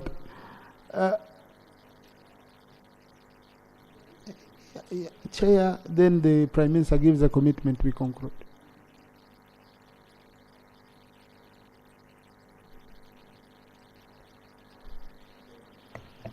Thank you, Right Honorable Speaker, and I want to thank colleagues for the support. In our recommendation, we talked of other issues raised here, not qualifying to be included in the Copyrights and Neighboring Rights Act, while proposing also looking at the Local Content Act under Build Uganda. So I want to allay the fear of the youth, the female youth, national female youth member of parliament, who is the minister, that we are not against this, but we are saying let's arrange them in the right place so that implementing is okay. On the Ministry of Gender, when we're interfacing with these people, Right Honorable Speaker and Honorable Members, we realize that the sector of culture, arts reaches a point when they get stuck on where to go, because Ministry of Gender would also be saying some of these issues are supposed to be handled by Registration Services Bureau under Ministry of Justice. Others are supposed to be handled by UCC under Ministry of IT. So we thought this coordination must really be looked into by government so that the sector is supported. And finally, Right Honorable Speaker, I agree with the Leader of Opposition that we should provide necessary laws to support the sector of IT, because we can get a lot out of it from the talents of the young people. But as government is providing funds for Emioga, various categories of people were provided for, the produce dealers and so on, including the artists and musicians, that government provided funds for them under their circle. So I think this is not parading them as beggars, but government is just extending the program, which is nationwide, to all categories of people, including musicians, including leaders, including journalists. So, Right Honorable Speaker, I just wanted to give that correction and thank the Minister now that Cabinet is considering to give priority to arts and culture and that would be supported with the finance and necessary laws for the young people to thrive. I thank you, Right Honorable Speaker. Thank you. But, Honorable colleagues, we should be cautious that it is not Parliament recommending that create ministries. We can observe. Even what we observe, they go and look at it. But now when you recommend, they must come back and report. And we are the ones who have been saying ministries are many, ministers are many.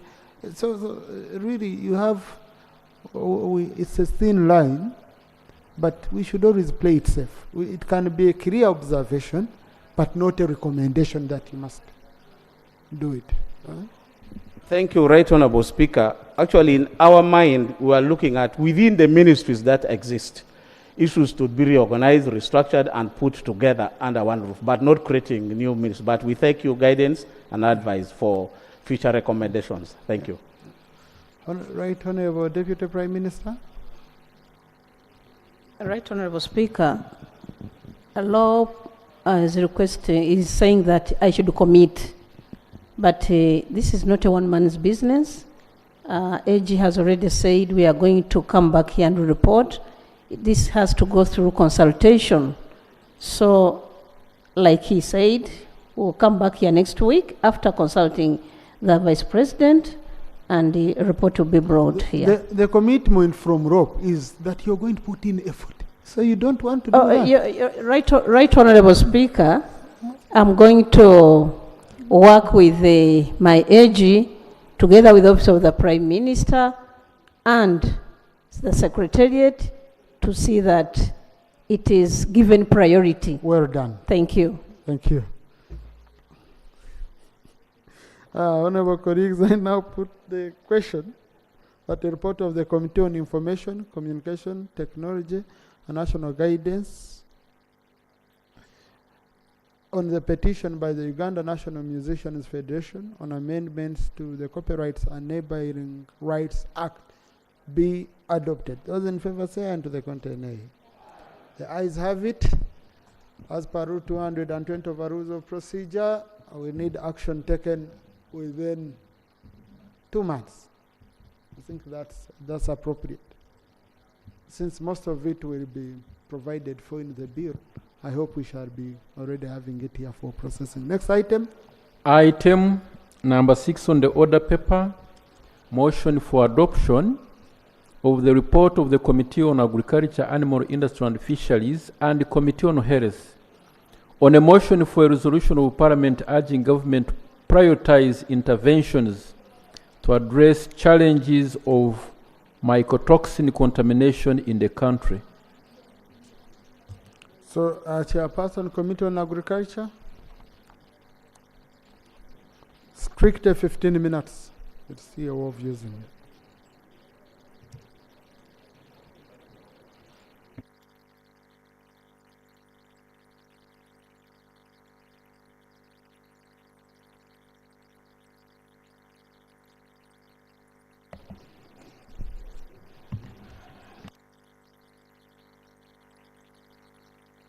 Thank you, Right Honorable Speaker and honorable members.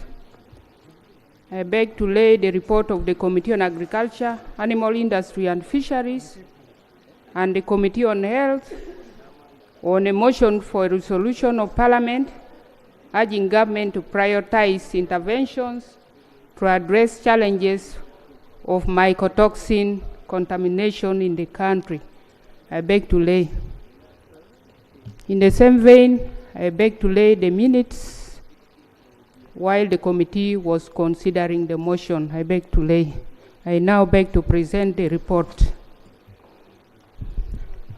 Right Honorable Speaker and honorable members, on the 18th of July 2023, Honorable Ojara Martin Mapenduzi moved the motion for a resolution of Parliament urging government to prioritize interventions to address challenges of mycotoxin contamination in northern Uganda. Arising out of the debate on the motion, the Right Honorable Speaker referred the motion to the Committee on Agriculture, Animal Industries and Fisheries, and the Committee on Health for joint consideration and guided that the scope should not be limited to northern Uganda, but cover the entire country. Right Honorable Speaker, the two committees considered the motion and now beg to report. Right Honorable Speaker and honorable members, mycotoxins are toxic secondary metabolites produced by fungi that contaminate food crops, animal feeds, and the environment. And the common mycotoxins include aflatoxins,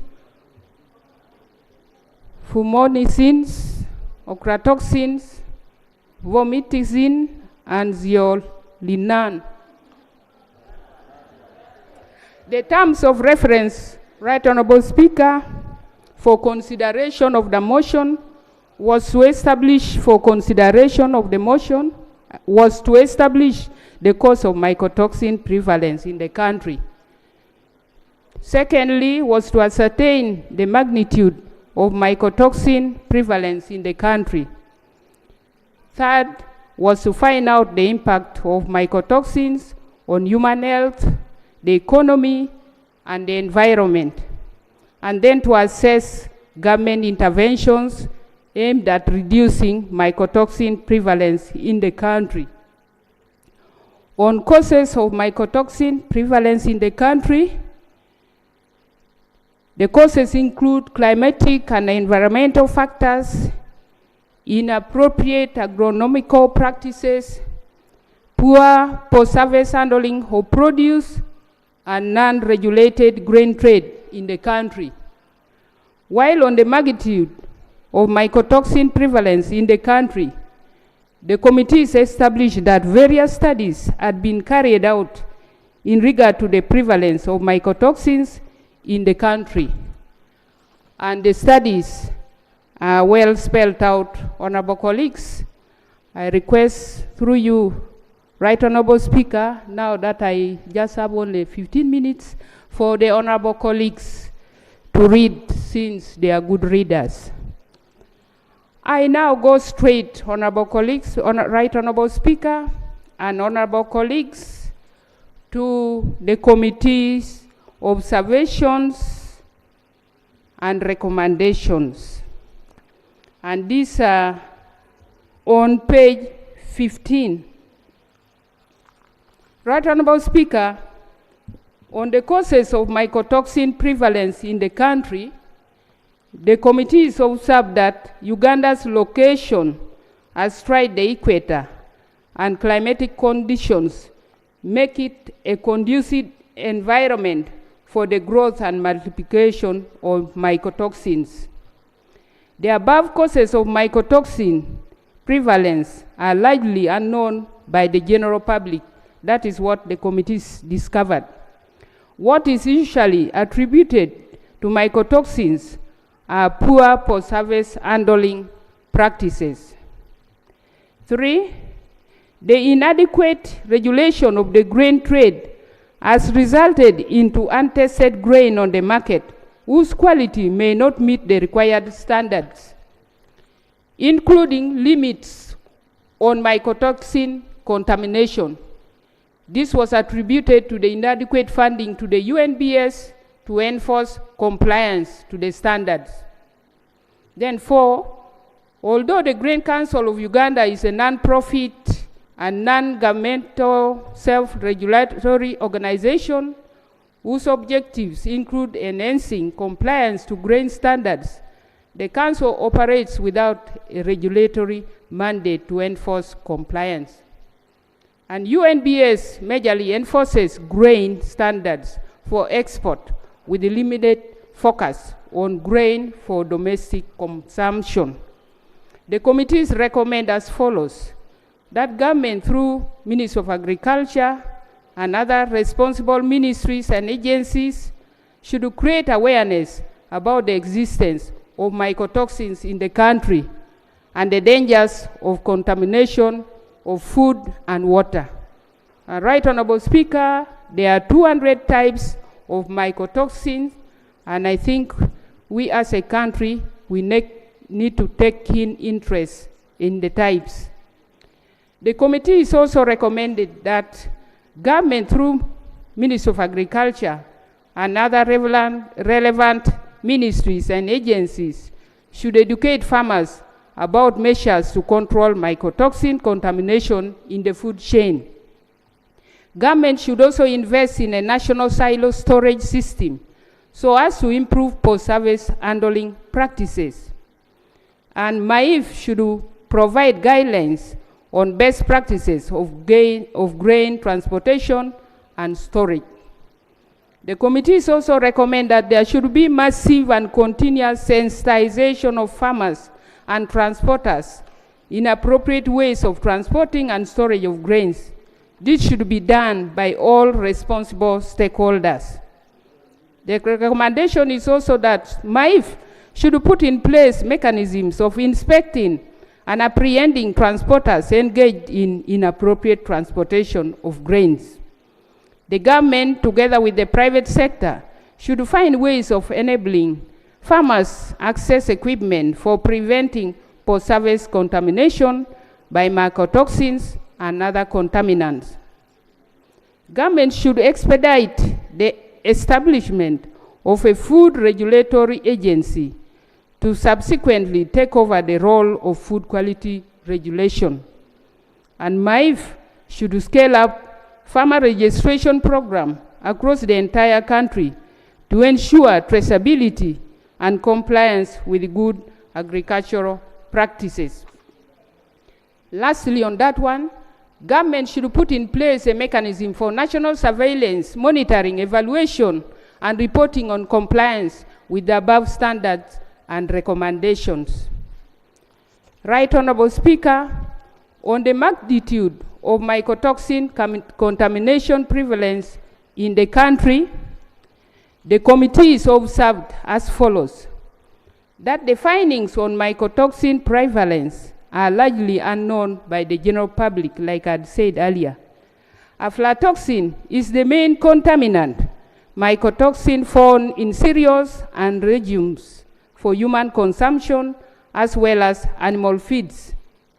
The level of exposure by Ugandans to mycotoxins is high since the most affected food types are staple foods, which are widely consumed, and they contain more than one type of mycotoxin. The committee also observed that the level of prevalence varies across districts and regions, as seen from the studies that had earlier on talked about, with some regions recording a high prevalence rate compared to others. The level of prevalence in grains produced by the same household also varies. The observation was that infants and children are at risk since maize contains the highest level of mycotoxins and is consumed in many schools. Baby food too contains mycotoxins. Maize and sorghum have the highest level of mycotoxin contamination. One study found that sorghum had the highest amount of mycotoxins, while another found out that maize had the highest. And these studies were done in all the regions of the country. The committees recommend that government, through a multi-sectoral team, should design a public information program aimed at educating the masses about mycotoxin prevalence in the country. The campaign can be implemented through government and private media houses so as to reach a large audience.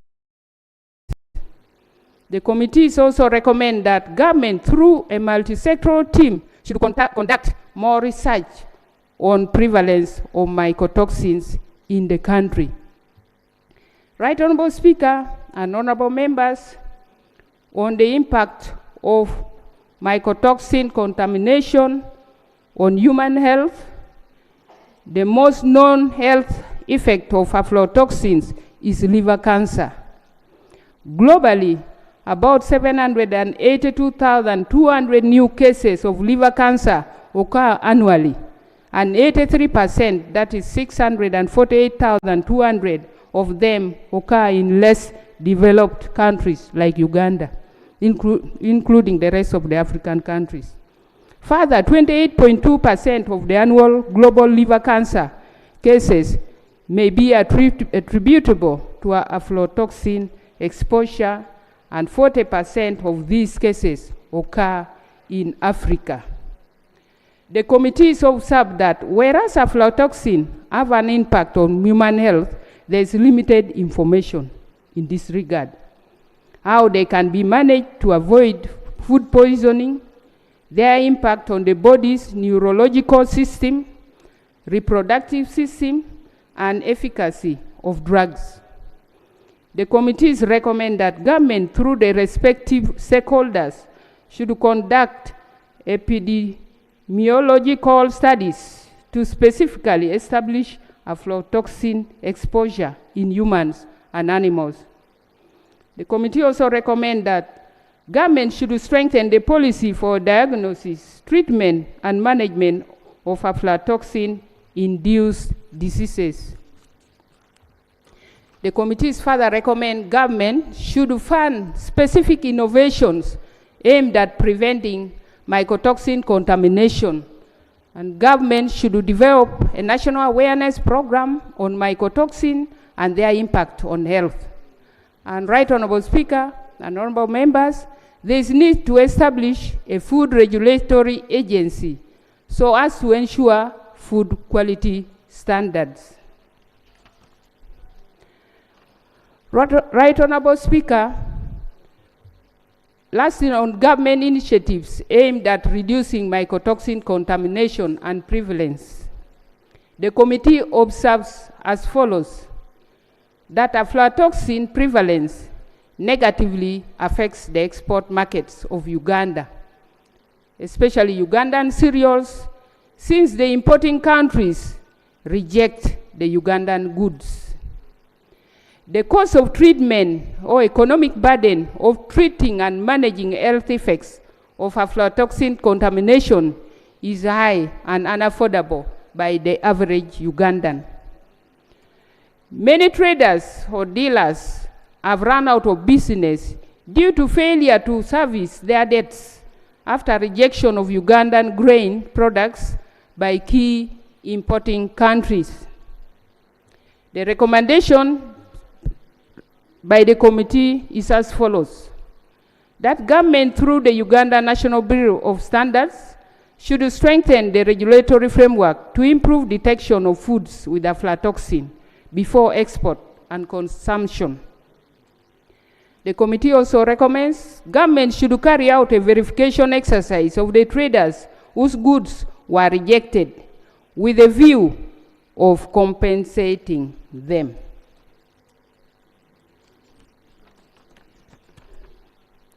Right Honourable Speaker, the committees were also informed that there is conformity in regional testing standards. The implication of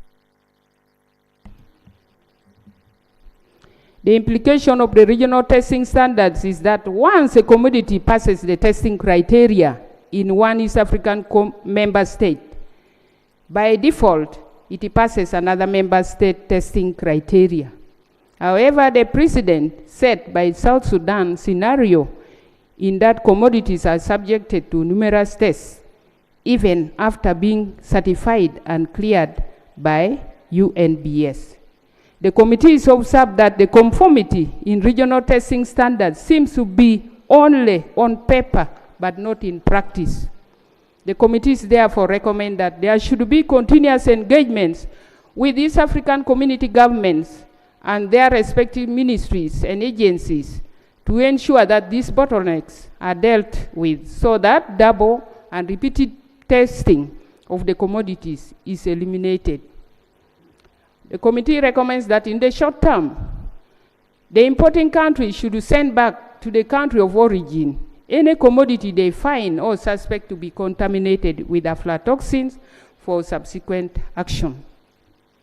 In the medium term and long term, the East African community countries should consider setting up one-stop testing centers for aflatoxins in line with what the revenue authorities and immigration agencies of the East African communities countries are doing.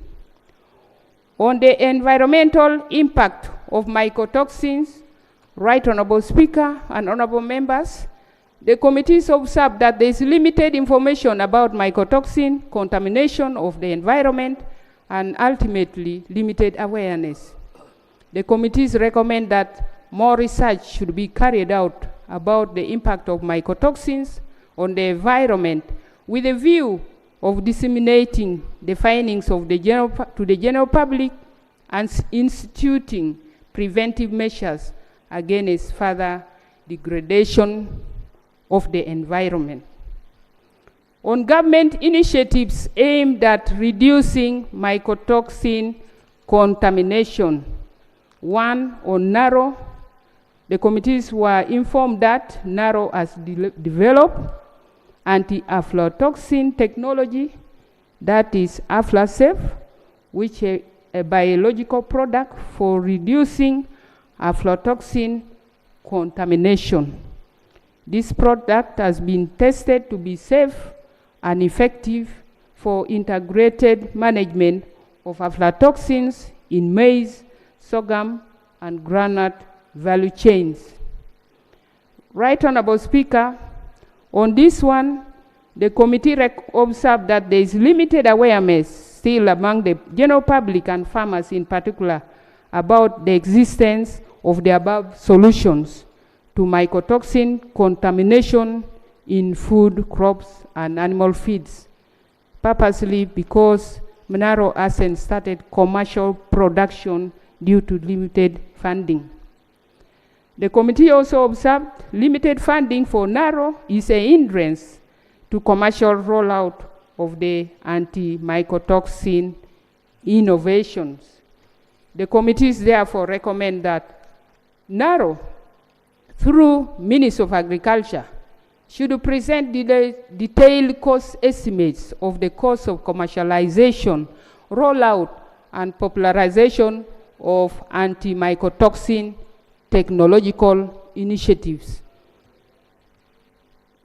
The committee further recommends that government should provide adequate resources to support the multiplication and release of aflatoxin-resistant varieties that NARO has produced to farmers in collaboration with the seed producers and distributors. The committee also recommends that NARO should continue to develop aflatoxin-resistant varieties for all susceptible crops. On Uganda National Bureau of Standards, the committee recommends that UNBS should strengthen the license. The committee first observed that the UNBS laboratory provides analytical and certification services, but only to the companies that are exporting to countries where there are aflatoxin regulations. However, the committee noted that there is limited enforcement of these standards locally in the country. The committee therefore recommends that UNBS should strengthen the licensing and inspection of grain dealers and other food traders to ensure compliance. UNBS should also harmonize and enforce the same standards for exported and locally traded foods. And government should enhance public education on food safety standards.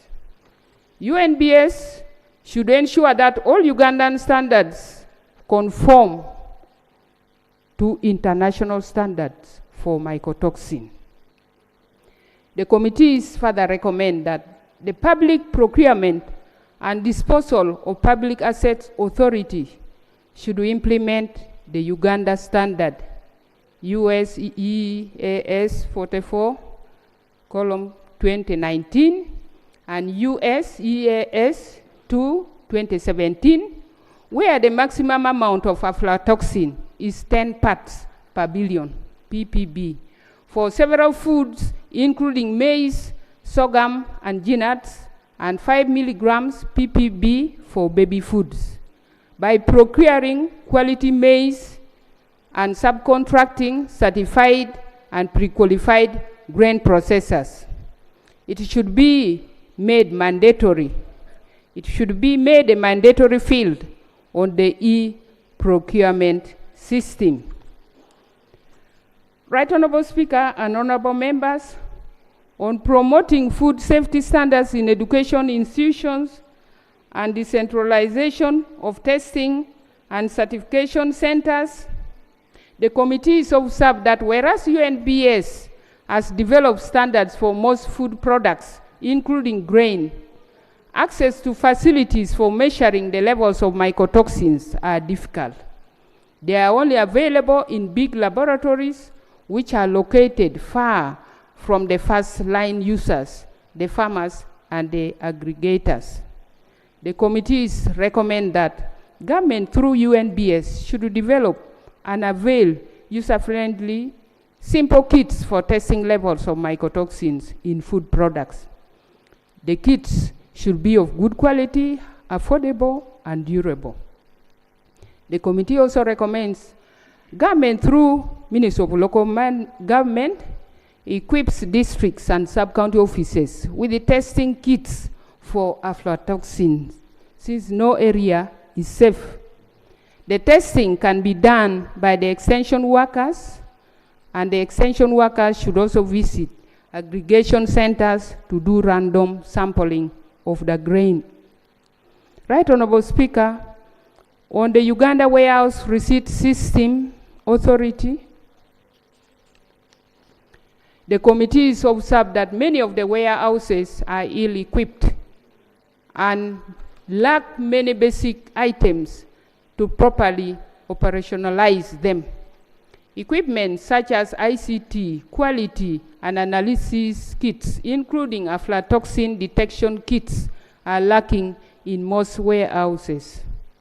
The committees recommend that government through UWRSA should set guidelines for the warehouses which mandate them to purchase aflatoxin testing kits.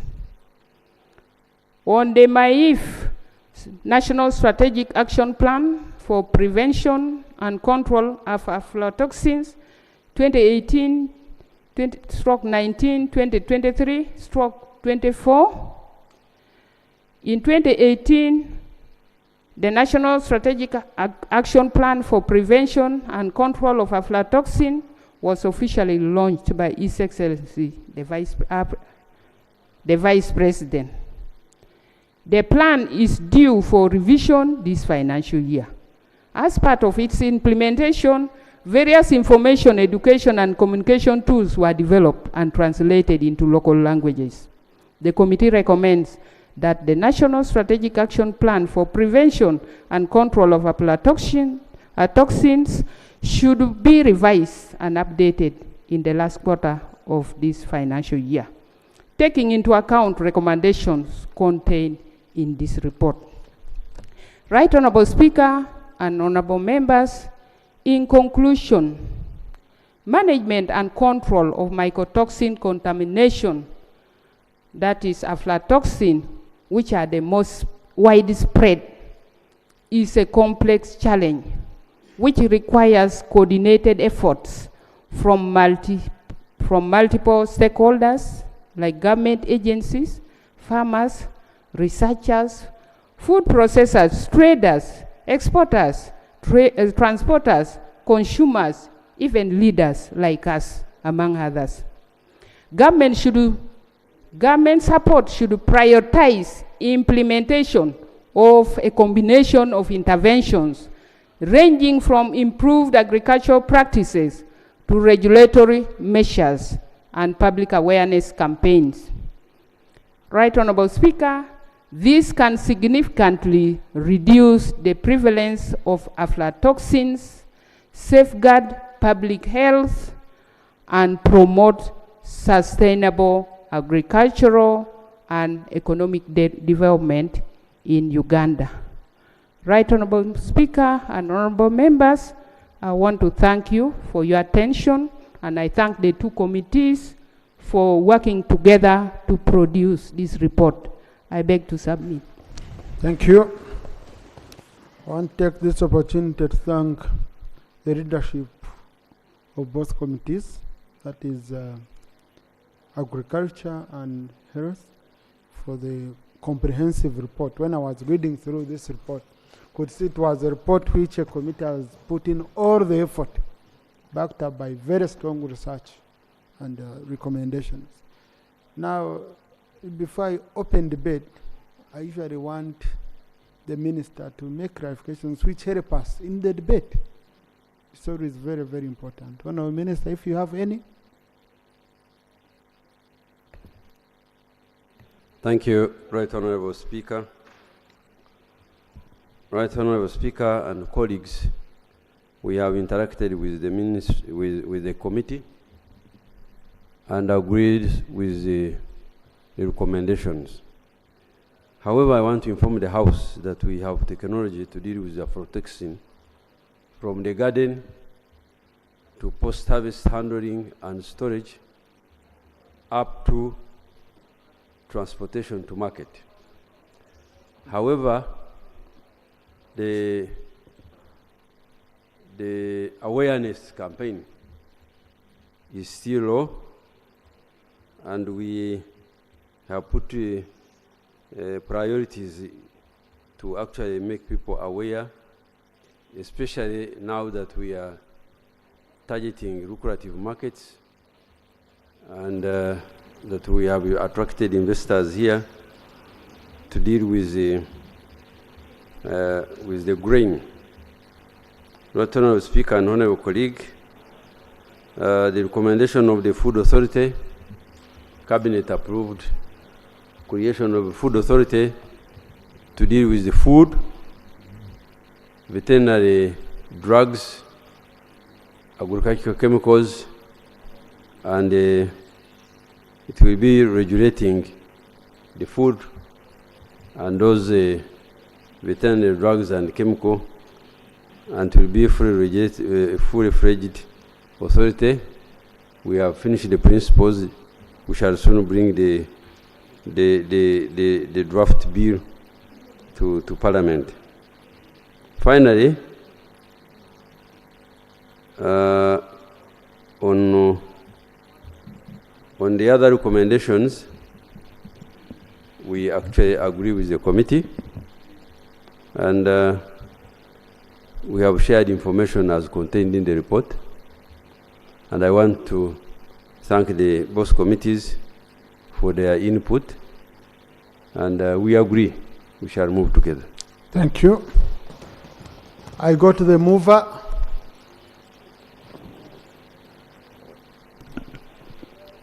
Right Honourable Speaker, first of all, I want to thank you very sincerely for allowing the committee to present the report, which I want to believe has been ably done by the chairperson. And let me thank the committee for doing a commendable job.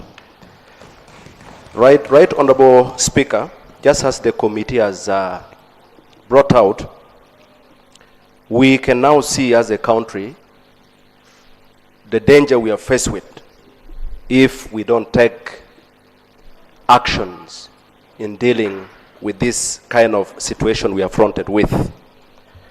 And from the committee report, you will get to understand how grave and how challenging the situation is, especially in as far as the activities of the farmers are concerned. Right Honourable Speaker, I am particularly very happy that among many other recommendations, the committee has actually recommended the need to have a body that would be mandated to look at the aspect of regulation, and especially on the question of the quality of food. But the other thing, Right Honourable Speaker, is also the question of how we would be able to trace and know if a farmer has brought to the market food products that are contaminated. Apart from rejecting or impounding, tracing up to the source. These are some of the things that the committee has brought out ably. And so, Right Honorable Speaker, I think it's now, with this report, it's upon the country, and especially government, to see how expeditiously we can implement some of the recommendations that have been put. Right Honorable Speaker, when a farmer loses, the country loses. And it's even more severe on the citizens who survive from what is brought from the farm. Finally, Right Honorable Speaker, with this picture that has been created, and especially now that government is implementing the PDM, the parish development model, our people who are accessing this money have gone out to put the money to good use. How are we going to help them from the effects of contamination, mycotoxin, when they begin to produce a lot from the investment that government has put? And so I want to very much appreciate the work of the committee, but also call upon those who will be charged with the responsibility of implementing to really take this matter seriously. Thank you, sir.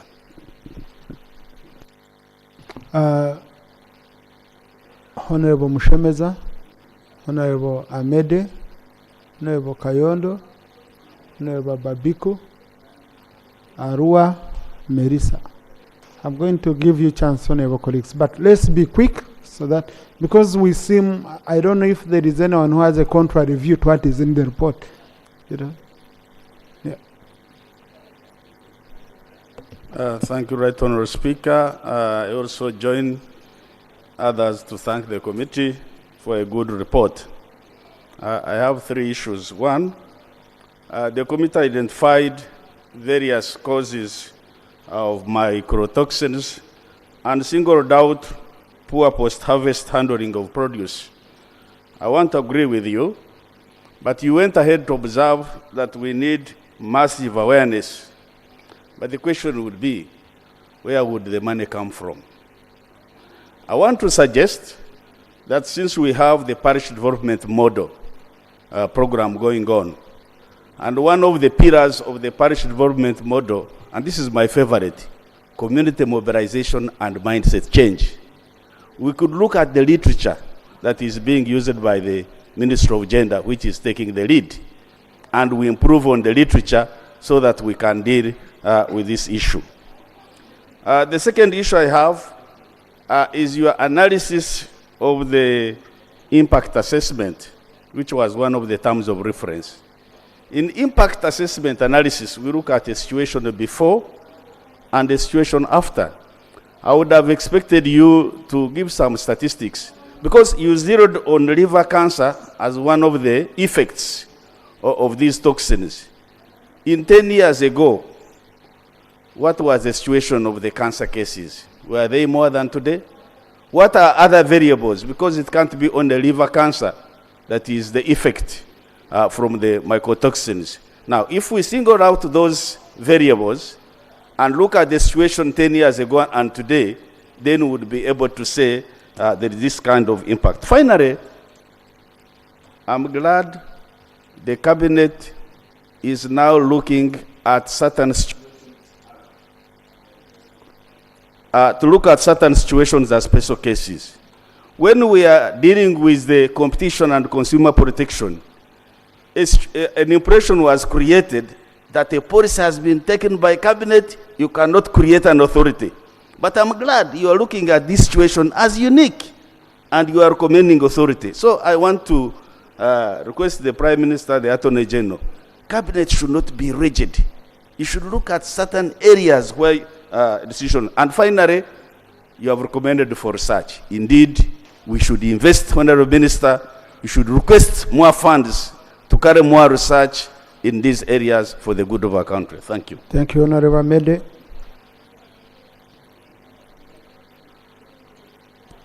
Thank you, Right Honorable Speaker, and I thank the committee for the report.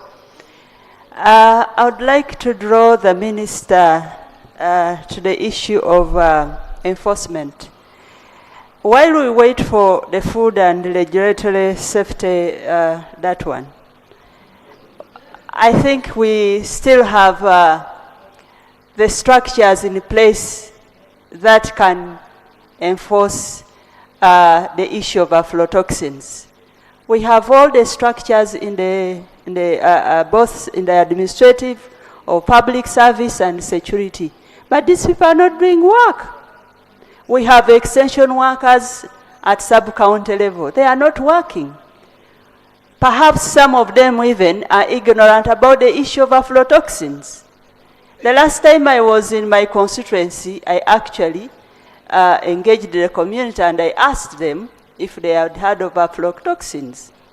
And they said no, something is really wrong. In 2020, my Committee of East Africa was interacting with the Ministry of Agriculture, and we did inquire about this issue after benchmarking with Kenya, whereas in Kenya, nationally they had over 10,000 national inspectors. The commissioner at that time who attended the committee meeting was talking about only 200 in our country, national inspectors. Who is there to enforce agricultural standards in the districts? There is nobody.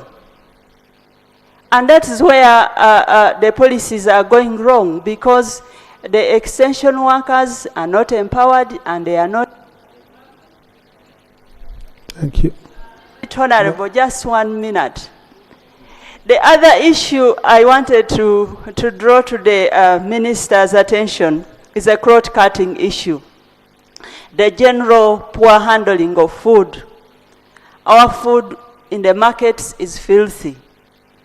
And we could start with the markets that are already defined, that are in the city, to enforce standards.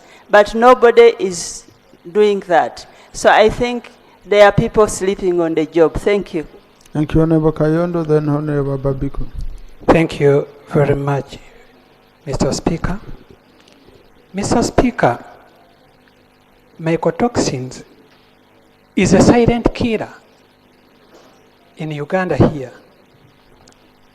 Why most of these more than 200 mycotoxins are highly carcinogenic? Carcinogenic meaning they are cancer-causing agents. And they are causing a lot of food poisoning. Mr. Speaker, I've confronted so many health workers. One sign of food poisoning is diarrhea. And the issue with these mycotoxins, they require a specific diagnosis. It's not like any other diagnosis, a specific diagnosis, and they require a specific prescription.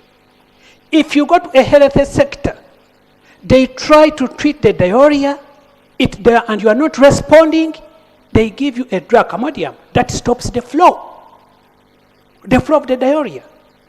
So when the flow is stopped, Mr. Speaker, it has not cured. It is not efficient. What happens is you are going to the stage of cancer. Honorable Speaker, I want to commend the committee. When it requested the government to invest more in research, mycotoxins are killing there is a lot of cancer developing. But the issue is mycotoxin because it has not been given attention. Honorable Speaker, the recommendation. Let the Ministry of Health and the National Medical Stores, as it distributes drugs, let it also include the specific tests for mycotoxin. Conclude, Honorable Kayondo. Secondly, Honorable Speaker. Yeah, I said conclude, you went on second. As I conclude, Honorable Speaker, the committee made, I wish I had time to carry on a biochemical lecture here, but in conclusion, the committee made a wise recommendation and observation, the post-harvest. Honorable Speaker, the reason as to why our farmers keep their crops for long, it is simply because of bad seasons and lack of markets for their products. If the government can intervene, Honorable Speaker, and provide market for the produces I think it can be one way or the other of reducing the effects of mycotoxins. I submit, Mr. Speaker. Thank you, Honorable Kayonde. Thank you so much, Right Honorable Speaker, for the opportunity given to me. I join the rest in appreciating the work done by the two committees, but more so Honorable Mapinduzi for having raised this matter. Right Honorable Speaker and colleagues, it is killing us, openly killing us. I have visited the Cancer Institute. By the time I left the institute, I was feeling feverish. The people affected are regardless of the age brackets. Therefore, my proposal is we must take immediate actions.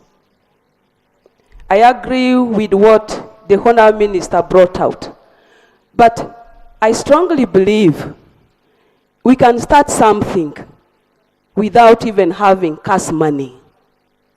We have government structures. Why don't we mainstream talking points on this matter through the relevant structures, including honorable members of parliament like me and you? Because our people are dying. Are we going to wait for money to be budgeted? Right Honorable Speaker, I feel the Prime Minister must start something, must direct. She is the leader of government business. We have the structure from LC1 up to our side. Thank you. Now, I've just been informed on the television, on the screen, Honorable Kayonde was being displayed as NUP and yet is DP. So rate the answered capture right record. Yeah. He's seated between NUP, but he's not NUP. Yes, I had already picked Arua City, and then Dr. Melissa, then I'll do Achibu, Agnes.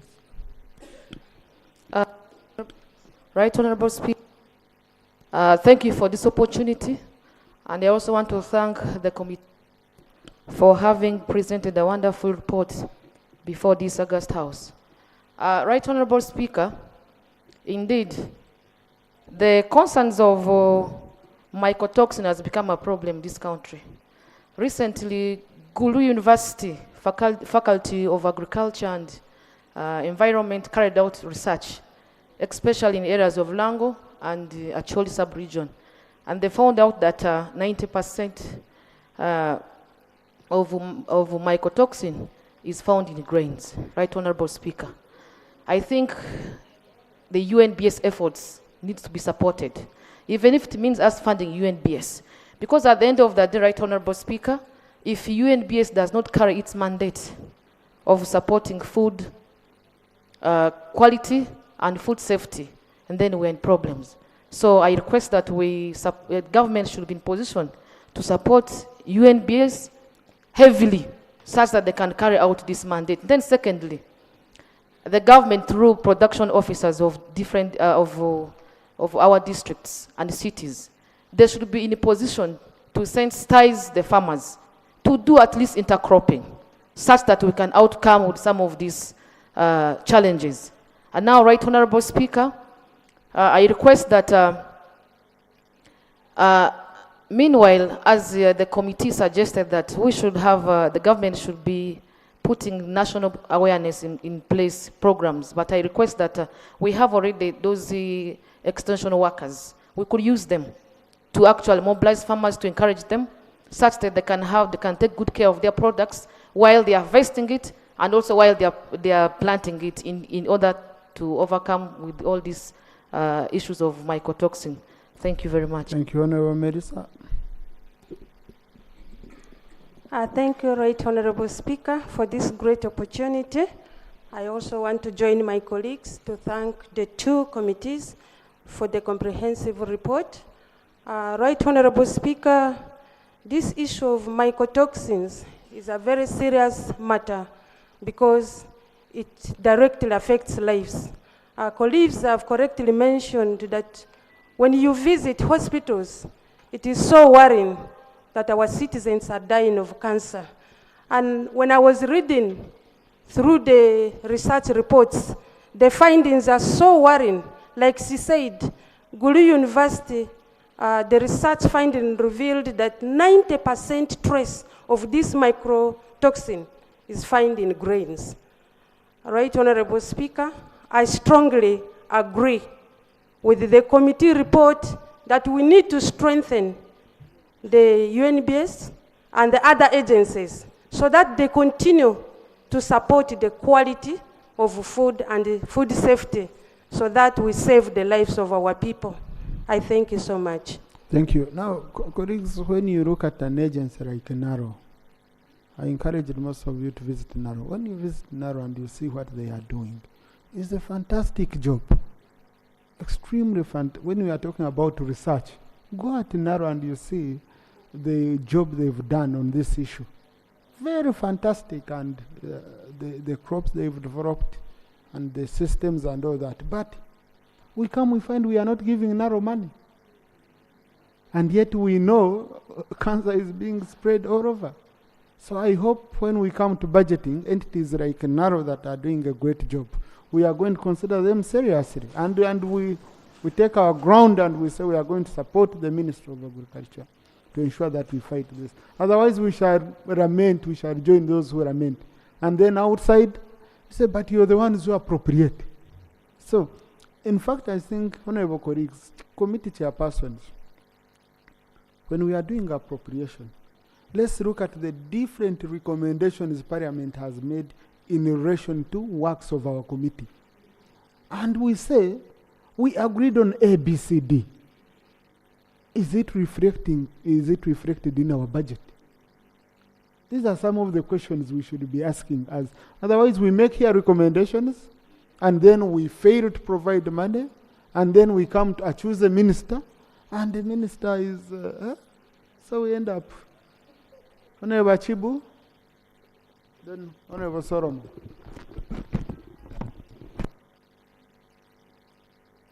Is that a problem of aflatoxin causing a member to behave that way?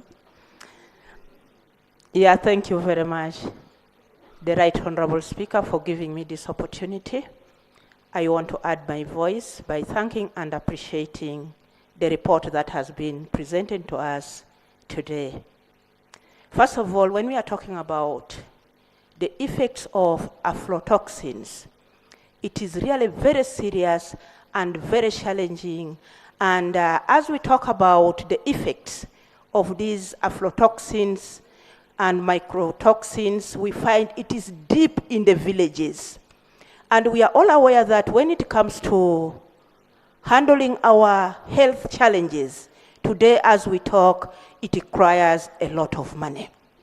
And therefore, as we talk about the dangers of aflatoxin and mycotoxins, I think we need to have a short-term and a long-term solution. I do strongly believe that when we are going to talk about the short-term solution, I believe as a country we have extension workers down there.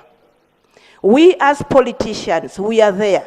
Sometimes when we go to the district, we use the government time, which is there in our district. The first thing that I think we are going to do, and we are to get the effects immediately, we need to talk to our farmers to understand why majority of our people, both young and old, are suffering from cancers that cannot easily be explained by any of us. So I strongly believe that as a house, when we come to the long-term solution, of course, it all goes back to money.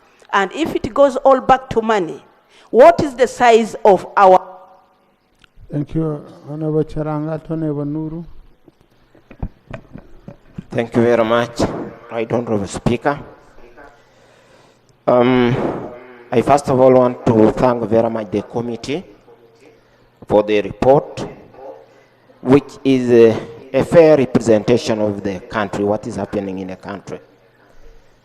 Right Honorable Speaker, I come from Sabei region where we grow maize, and that is maize grain.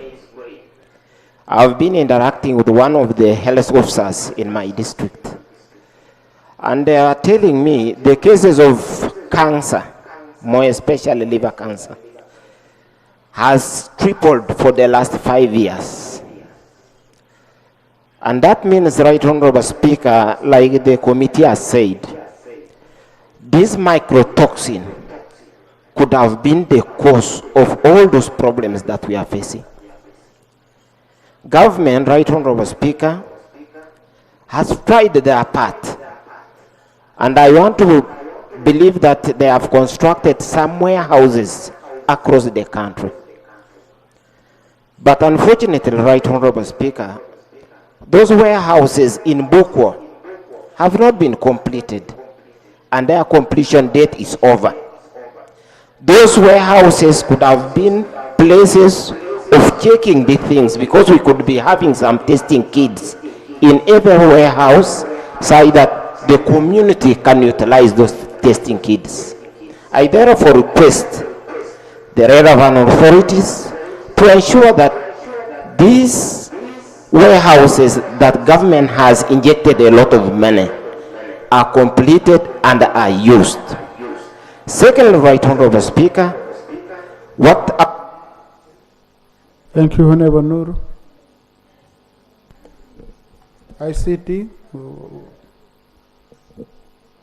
Honorable Nuru. I thank you, Mr. Speaker, sir. Mr. Speaker, I want to support the committee.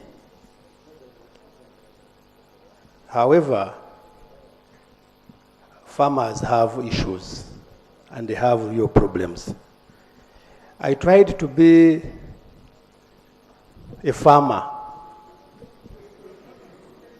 and planted 12 acres of maize. I went down to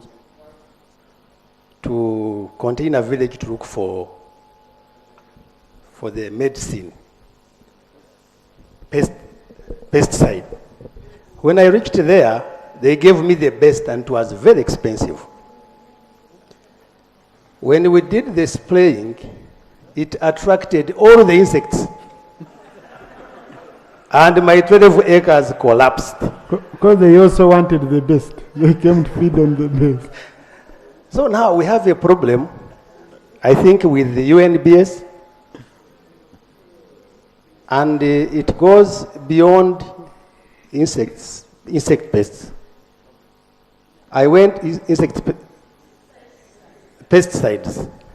I went home on a Good Friday with the medicine. I said, okay, let them spray my cows when I'm seeing. But you can imagine, 2 of them died. I said, now what is this? So, Honorable Speaker, however much we are talking about other things, we have a problem with UNBS. Honorable Minister, you need to try and help Ugandans about this. I'm here talking about it because I'm a member of Parliament, but there are so many other farmers there who are getting out of business, and it is a very big problem. Thank you, Honorable Nuru, because you lost your 12 acres and 2 cows. That's why I allowed you to continue after adding yourself time. But Honorable Nyachkongoro, Honorable Pendi, Honorable Songa. Thank you so much, Right Honorable. I Honorable. want us to conclude this. Right Honorable We have another Speaker. item. And I want to thank the committee for the exhaustive report. Right Honorable Speaker, much as we are talking about post-harvest handling, there is an issue of storage which my colleague talked about but was not expanded on. We don't have silos in this country. And what people have resorted to because of lack of market poor market for their produce, especially when they produce a lot and the prices keep on fluctuating, they resort to storing their cereals and seeds using poor methods. I don't know, rudimentary methods. I don't know whether you have heard it. I've heard from my people that they use rat, the rat poison? That's it's not a powder, it's like a pellet. They are like pellets. You can imagine rat pellets which they put in sacks of cereals to kill the weevils as they wait for the market. So I think there's a big problem, and as the ministry have said, they need to look into that, particularly the silos. Right Honorable Speaker, there is also an issue. I don't know, I wish we had the Minister for Information here. Because when we talk about the Ministry of Information and National Guidance, I thought these are the people that would be speaking for us. They are allotted minutes on different radios. They are the people that are supposed to be feeding the country with such information. Now, as us members of parliament, if you take up that responsibility, who will believe in you? Are you becoming the spokesperson of government? What if you have wrong information that you disseminate to the people? For me, I challenge the Minister of Information to realize with the Minister of Agriculture to come up with a package so that they sensitize our people, particularly on post-harvest handling. There is a table that was demonstrated in the report, Right Honorable Speaker. I am just worried, particularly when you look at the prevalence of aflatoxin in infant foods. Those figures, I don't know whether they are percentages, and what do they reflect in terms of negative impact, particularly to our children who feed on these products on a daily basis. And we, as a country, and we're standing on the time bomb, the cancers, moreover, that are happening in this country. So we need this interpretation of the table so that we understand whether we are to abandon these products for our children, we know what to do. Otherwise, we are killing a big generation of our people, where mothers... Thank you. Honorable Pendi. Thank you very much, Right Honorable Speaker. I thank the committee for the report. And Right Honorable Speaker, this issue of aflatoxins was considered at the East African community level. While I was chairing the EAC Council of Ministers of Health, we discussed this matter, and it was agreed, aware that countries do not have specific institutions that monitor the foods that we actually eat. It was agreed that we establish the National Food and Drug Authority, because the food that we eat is actually turns into poison. And the National Drug Authority was felt as the most competent body to actually deal with this matter. Other countries like South Sudan, Burundi, Rwanda established or incorporated food into one of the activities that the National Drug Authority should actually implement. Unfortunately, in this country, we went into politics of fighting, wanting to own and handle food alone, between the Ministry of Agriculture then and the Ministry of Health. To date, we have failed to set up the National Food and Drug Authority, which is very unfortunate. So, Right Honorable Speaker, despite the National Drug Authority having competence in dealing with this matter, so Right Honorable Speaker, it is extremely unfortunate, apart from the storage challenges that we are facing, how I wish government could support farmers to buy those bags that World Food Program actually supplies to farmers. I have seen them. They are actually airtight, and no moisture gets into the cereals once they have stored the cereals in those bags. They are called, I think, hermetic bags. I have seen them in some of my... Right, Honorable Speaker, just I conclude. No, but you never roast cows, you never roast maize. Okay, conclude. So, Right Honorable Speaker, aware of the challenge that aflatoxins cause to our population, I want to really, since constructing silos has become too expensive for the government, Let us invest and support farmers with those bags so that once they have harvested, dried, they can put these cereals into those bags. I want to end, Right Honorable Speaker, by saying that when I went to Adjumani, I found another challenge. While we are talking of aflatoxins, these grinding machines that are grinding maize and all that we are eating today, and granuts, yes, there is part of the particles of those machines are actually being consumed by people, and there are many people suffering from kidney diseases because of that. So let us also look into that, Right Honorable Speaker. Ugandans are now lazy. We no longer want to grind or pound nuts. Everybody goes to buy ready-made, which is very dangerous. So, Right Honorable Speaker, this is the information that I want to get. Many people are suffering with kidney diseases and... Thank you. Now, Honorable colleagues, I think it's... there are many cases and instances where we are living dangerously. I don't know how following up on this has really been difficult. Like recent, I saw a big headline from New Vision that we are consuming transformer oil in chapatis. Okay? We made a report. Honorable Songa was the vice chairperson of the Committee on Natural Resources. I remember. We made the report in 2017 as the Committee of Natural Resources, which was adopted here. When we did our tour around, and we found that people were vandalizing transformers to get oil, because that oil can work for 2 years. Yes, the Chapat people said that oil, they can, where you use this normal oil around 2-3 times, they said this one for 2 years is still live wire and cooking chapati the way you want. We did a report here, and our recommendation was the transformers coming into this counter, they should see a way of working that part of oil so that you cannot easily extract it. But I just saw the headline the other day, and I said, but I mean, this is something we did in 2017, and we adopted a report here. It wasn't. Now we have even started eating private parts in food, something which I saw the other day, and the video is saturating. You know. I think we should stop eating. We should go back to grass. This cooked food is becoming a problem. Yes, Honorable Songa. Thank you. We are concluding this, Honorable. I'm going to call Honorable Beatrice Anya, Honorable Christie. Thank you, Right Honorable Speaker and members. First of all, I want to thank the committees for the good report.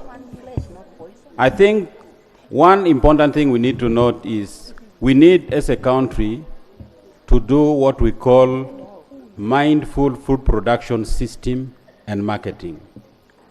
This is very important so that we can mind about the consumers of this food we are producing.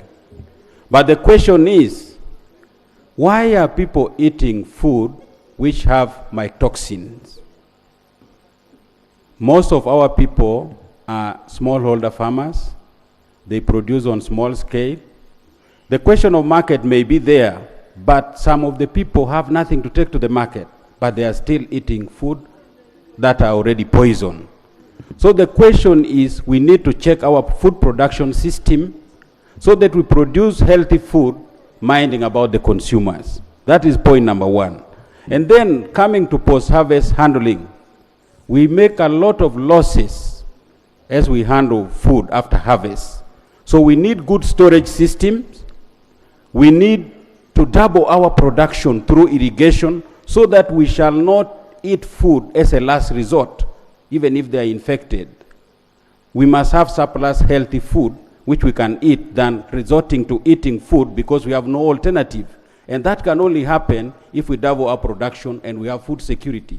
Food for home use, food for market or industries, and also food for emergency in case there is disaster.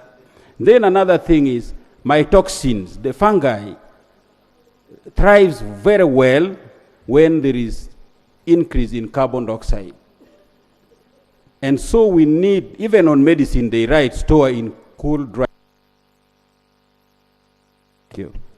Even on medicine, they write store in cool, dry place. It doesn't mean that you should go and put that medicine in water. Cool, dry place. Even for food, we need certain temperature to store healthy food. And this is a big challenge which we need to address. When it comes to marketing, Africa market has about now 1.3 billion people. Even within Uganda, we still have people who need food.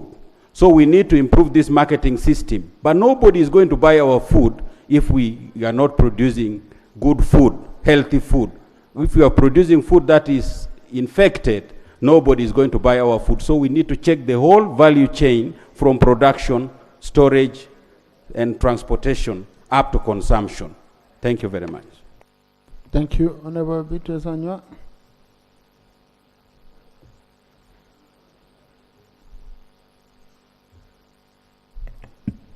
Thank you, Right Honorable Speaker.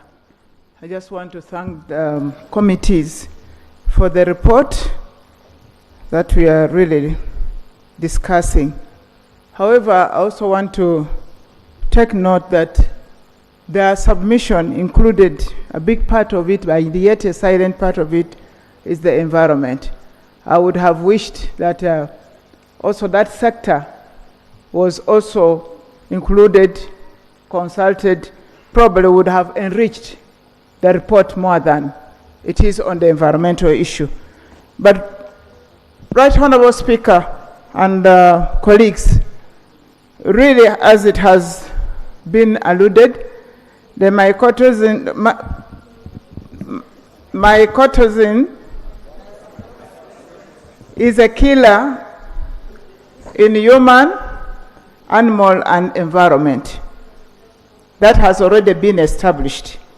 And aflatoxin, which has caused many effects, would need the intervention of chemical beaters, which will help remove the toxins from the body. And Right Honorable Speaker, these interventions move in a triangle. Whatever interventions we put in place, either from human to animals, it also ends up in the environment. And that's why, Right Honorable Speaker, I'm happy that I belong to a global group of leaders on antimicrobials, and I represent Africa. And I'm happy my colleague, the Minister of Agriculture, we have been meeting. Conclude, Honorable Minister. Globally, the world is approach is One Health, where all interventions, we look at it in totality, because it is in a triangle form. It affects the human, it goes into animals, and ends up also in environment, and vice versa. And therefore, the issue which Honorable Kamukama alluded to is that, one, with the effect of climate change, which my chair, Honorable Songa, alluded to, the heat has increased because of the effect of climate change. And aflatoxins can now flourish very well. The interventions where we use pesticides, all these have become actually resistant to the normal situation. And it has to be dealt in totality in One Health approach. I beg, Right Honorable Speaker, that as a country, we need also to adopt that approach. You are an environmentalist, and you can see that most of the interventions leave out the environment, which is actually a key to supporting all these interventions, so that we have a One Health approach in our interventions. And I also like the issue of silo, as alluded to by Honorable Sarah Opendi. Maybe also it gives us a challenge as a government that we need to make it available and affordable to the communities. Otherwise, what we are saying here, the pesticides in the community, including poison being used, is really at its highest, and the effect we cannot approach it if we don't, in totality, approach it in a triangle form. I thank you. Thank you. Lob. Thank you, Right Honorable Speaker. And thank you, the committee. Like my minister has also highlighted, the environmental aspects had to come out seriously because we are at a time when we are emphasizing the fork, the soil forks, from the soil forks to the plate or to the table forks. So it is very important that the mycotoxins have an effect. It is the environment, it is the climate that brings this, but at the same time, when we get the mycotoxins, they still affect the environment. For example, the soils that are subjected to mycotoxins cannot support germination. And then the plants cannot have firm stems and roots. And Right Honorable Speaker, this might also be the effect to the seed. Sometime back, the seed that was given late to some members of parliament, they kept it. And after some time, they complained that it didn't germinate. The storage of that seed must have been affected by mycotoxins because of poor germination as an indicator that we go to see. Right Honorable Speaker, the issue of climate change still comes out because the indicator that shows that there is a lot of carbon in some place is the condition Right Honorable Chair of Climate Change has highlighted of warm and humid conditions. And so, Right Honorable Speaker, we have also visited Narrow. Narrow showed us a number of approved technologies, but Right Honorable Speaker, the dissemination of those technologies is at stake. They are looking on to us and the different ministries to help come up with a plan of dissemination. Right Honorable Speaker, they have in the report, they have also highlighted that there is AFLASAFE. AFLASAFE to address the issue of aflatoxin. When you look out for the market of AFLASAFE in Uganda, it is not anywhere. And yet even USA exports AFLASAFE from Africa. But the nearest market of this item is in Kenya. And so if Uganda, we have already identified it as a good option, where is it? Where is its market? How much is it? Where are the refresher courses to the agricultural extensionists? They are not aware, even in their messages to the farmers, they do not bring out this. But Right Honorable Speaker, we also have to be very careful with the marketing options and also with the uptake of genetically modified organisms in the quest, because whatever they talk about is biological control solutions are good, they are good to the environment, but Right Honorable Speaker, some of the side effects may be dangerous. I will end by showing my dissatisfaction to the maize enterprise in Uganda. It is the most eaten, but according to the research of the committee, it is affected, it is the most affected by mycotoxins at 56. Right Honorable Speaker, it is not only affecting crops. I see animal husbandry people smiling, but they also affect hay, they also affect forage, they also, yes, and animal feeds. So, and they also affect the value additional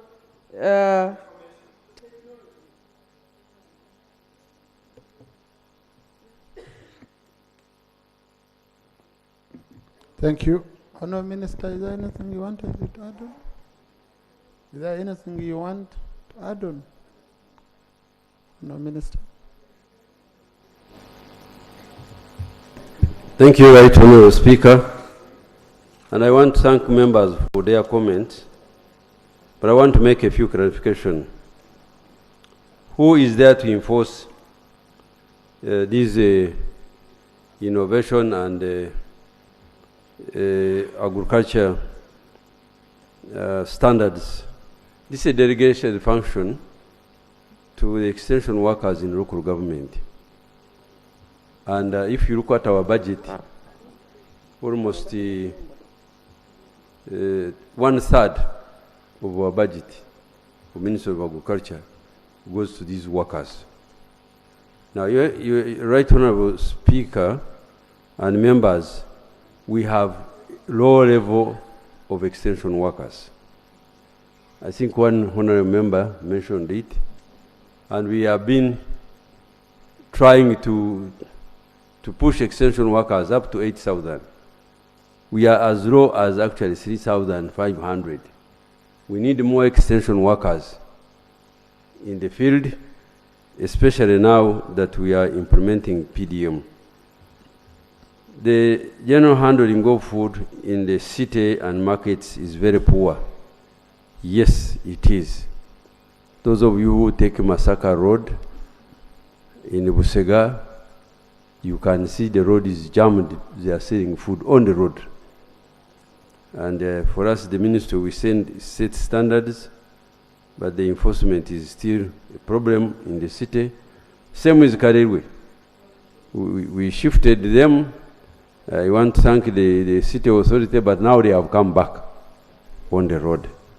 I think this is something we have to deal with it.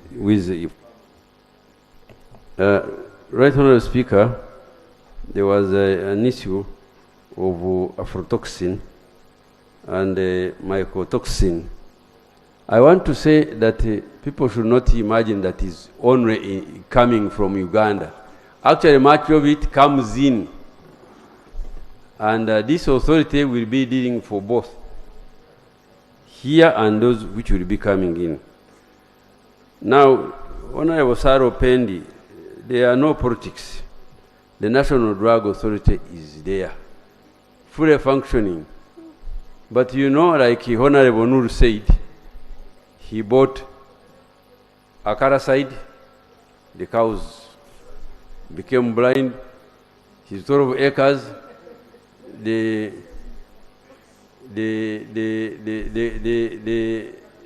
pesticide attracted the insects and they wiped out the crop.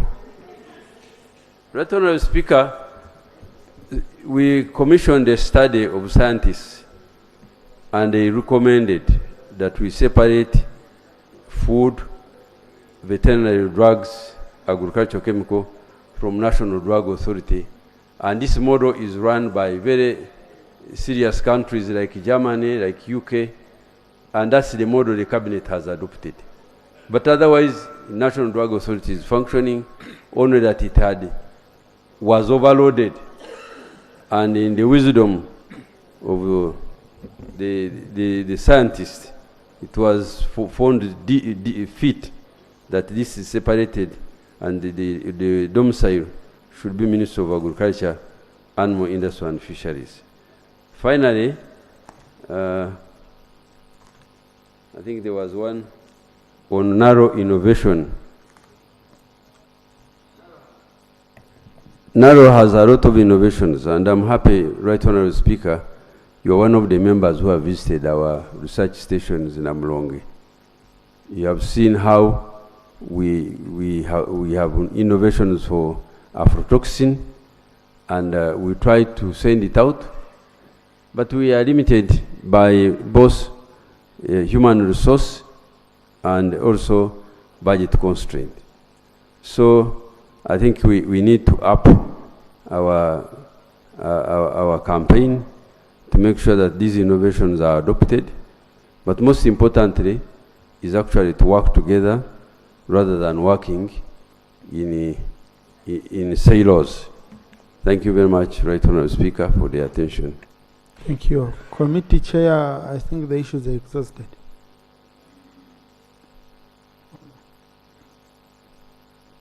Thank you very much, Right Honorable Speaker, and I want to thank colleagues for your input in strengthening this committee report, and also in supporting the resolve of our country to address the challenges of aflatoxin.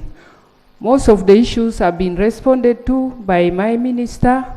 I only wanted to respond to Honorable Professor who said we only zeroed on liver cancer as one of the problems caused by aflatoxin. I want to refer you, Honorable, to page 28 of the report, and also to tell you that aflatoxin even affects reproductive system, so you need to take care. Otherwise, Honorable Speaker, I want to thank you, and I want to thank all the members, and also my co-chair, Honorable Dr. Samuel Achuti, and all the members of these committees. Thank you so much. Thank you. On top of receiving a response, you received a warning. So I now put the question that the report of the Sector Committee on Agriculture, Animal Industry and Fisheries, because it's a joint report, and the Committee on Health, on a motion for a resolution of Parliament urging government prioritize interventions to address challenges of mycotoxin contamination in the county be adopted. Those in favor say aye to the content nay. The ayes have it. Thank you, Honorable Mapenduzi. Thank you, Chairperson. Thank you, colleagues, for these submissions. This is a very critical issue, and I hope the Minister for Agriculture, indeed, like he said, these are issues he believes with the recommendations, but also there are issues for Minister of Trade, which I hope he will look into. Let's get an action taken report in 3 months. Yes. Thank you. Next item. Item 7 on the order paper, motion for adoption of the report of the Committee on Physical Infrastructure on a petition on allegations of land grabbing from the community of Nyakesi, E-Zone, Iokango Parish, Nyangole Sub-County in Tororo District by a one Miss Owoli Sylvia Damari. Thank you. This is a small vote, chairperson of the committee.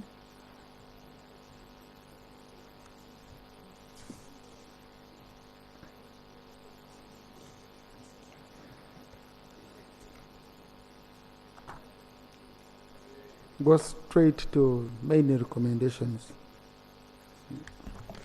Thank you, Right Honourable Speaker, honourable colleagues.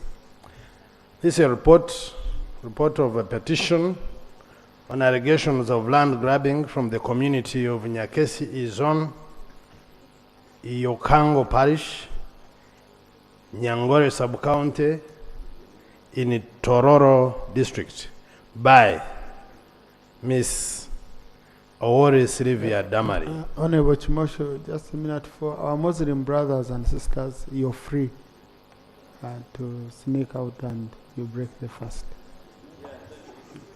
Right. Kabanda, don't go. Right, Honourable Speaker. Honourable, you're not part. Right, Honourable Speaker, I'm also fasting. Right, Honourable Speaker, I'll do the introduction and straight away go to observations. This report has been with us for almost a whole year because it is March of 2023. Right, Honourable Speaker and honourable colleagues, this is a report of the committee on the petition by residents of Nyakesi E-Zone, Iokango Parish, Nyangore Sub-County on allegations of land grabbing by Ms. Owori Sylvia Damari. The petition was tabled by Honourable Sarah Opendi, Woman Member of Parliament for Tororo District on 19th May 2022 and referred to the Committee of Physical Infrastructure for consideration and report to the House as per Article 90 of the 95 Constitution of the Republic of Uganda and Rules 157 and 189 of the Rules of Procedure of Parliament. In their petition, the petitioners played that Parliament rescues their land from the land grabber. It is attached, Appendix 1. Further, Rule 187F of the Parliament Rules of Procedure provides for the jurisdiction and mandate of committee, respectively, that is to cover the sector of lands, housing, urban development, physical planning, works, and transport. It's again at this background that the committee scrutinized the petition, interacted with the relevant stakeholders, and compiled this report that it now presents this House for consideration and adoption. Right Honorable Speaker and Honorable colleagues, the methodology is very clear. I beg that I don't go into it. I will proceed to petitioners, to the petition. The petitioners plead that Parliament rescues their land from the land grabber. The petitioners allege that the residents of Nyekesi E zone, Ryokango Parish, Nyangore sub-county were living in fear due to continued harassment, intimidation, provocation, and sometimes violent attacks from one Ms. Owori Damari, her agents, and security personnel. The petitioners further alleged that Ms. Owori Sylvia Damari claimed to be acting on instructions from Operation Wealth Creation. Further, it was alleged that Ms. Owori Sylvia Damari was claiming over 90 acres of land from sections of the community where more than 200 families have lived for decades. She displaced families, fenced off compounds, gardens, a private school, and a church. The petitioners further alleged that Ms. Owori Sylvia Damari continues to encroach on the land with armed personnel, and on several occasions her security guards have beaten up innocent people working in their gardens or picking firewood. It is further alleged in September 2020, she erected her grandfather's tomb in the compound of Heroes Foundation Primary School. The petitioners also alleged that they had tried to seek help from government through the offices of Uganda Police Force, Resident District Commissioner, Courts of Law, and the offices of the area local councils, but have not got any permanent assistance to their grievances. The petitioners stated that they have sought legal assistance from certain law firms which have gone ahead to commence legal proceedings against Ms. Owori Damari. However, she continues to be unbothered about the petitioners' claims. The petitioners alleged that before the arrival of Ms. Owori Sylvia Damari, the community was living in harmony, hence their concern as to the actual intention of Operation Wealth Creation, which Ms. Owori Sylvia Damari claims to represent, and yet her actions of land grabbing, on the other hand, are depriving the petitioners of their main source of income and livelihood. The petitioners asserted that a number of meetings have been held by the community since 2018 to March 2022 to resolve the matter, or in vain, hence the petition to Parliament. The background. Honorable Speaker, the background is clear. I wish to move on to page 14, Honorable. You're going to findings, observations, and recommendations. To page 14. Findings, observations, and recommendations. Right Honorable Speaker and Honorable colleagues, the committee observed that there weren't any heavy armed security personnel on the land under contention, as was alleged by petitioners, apart from personal security belonging to Ms. Owori Sylvia Damari at the time when the committee held a meeting with the community.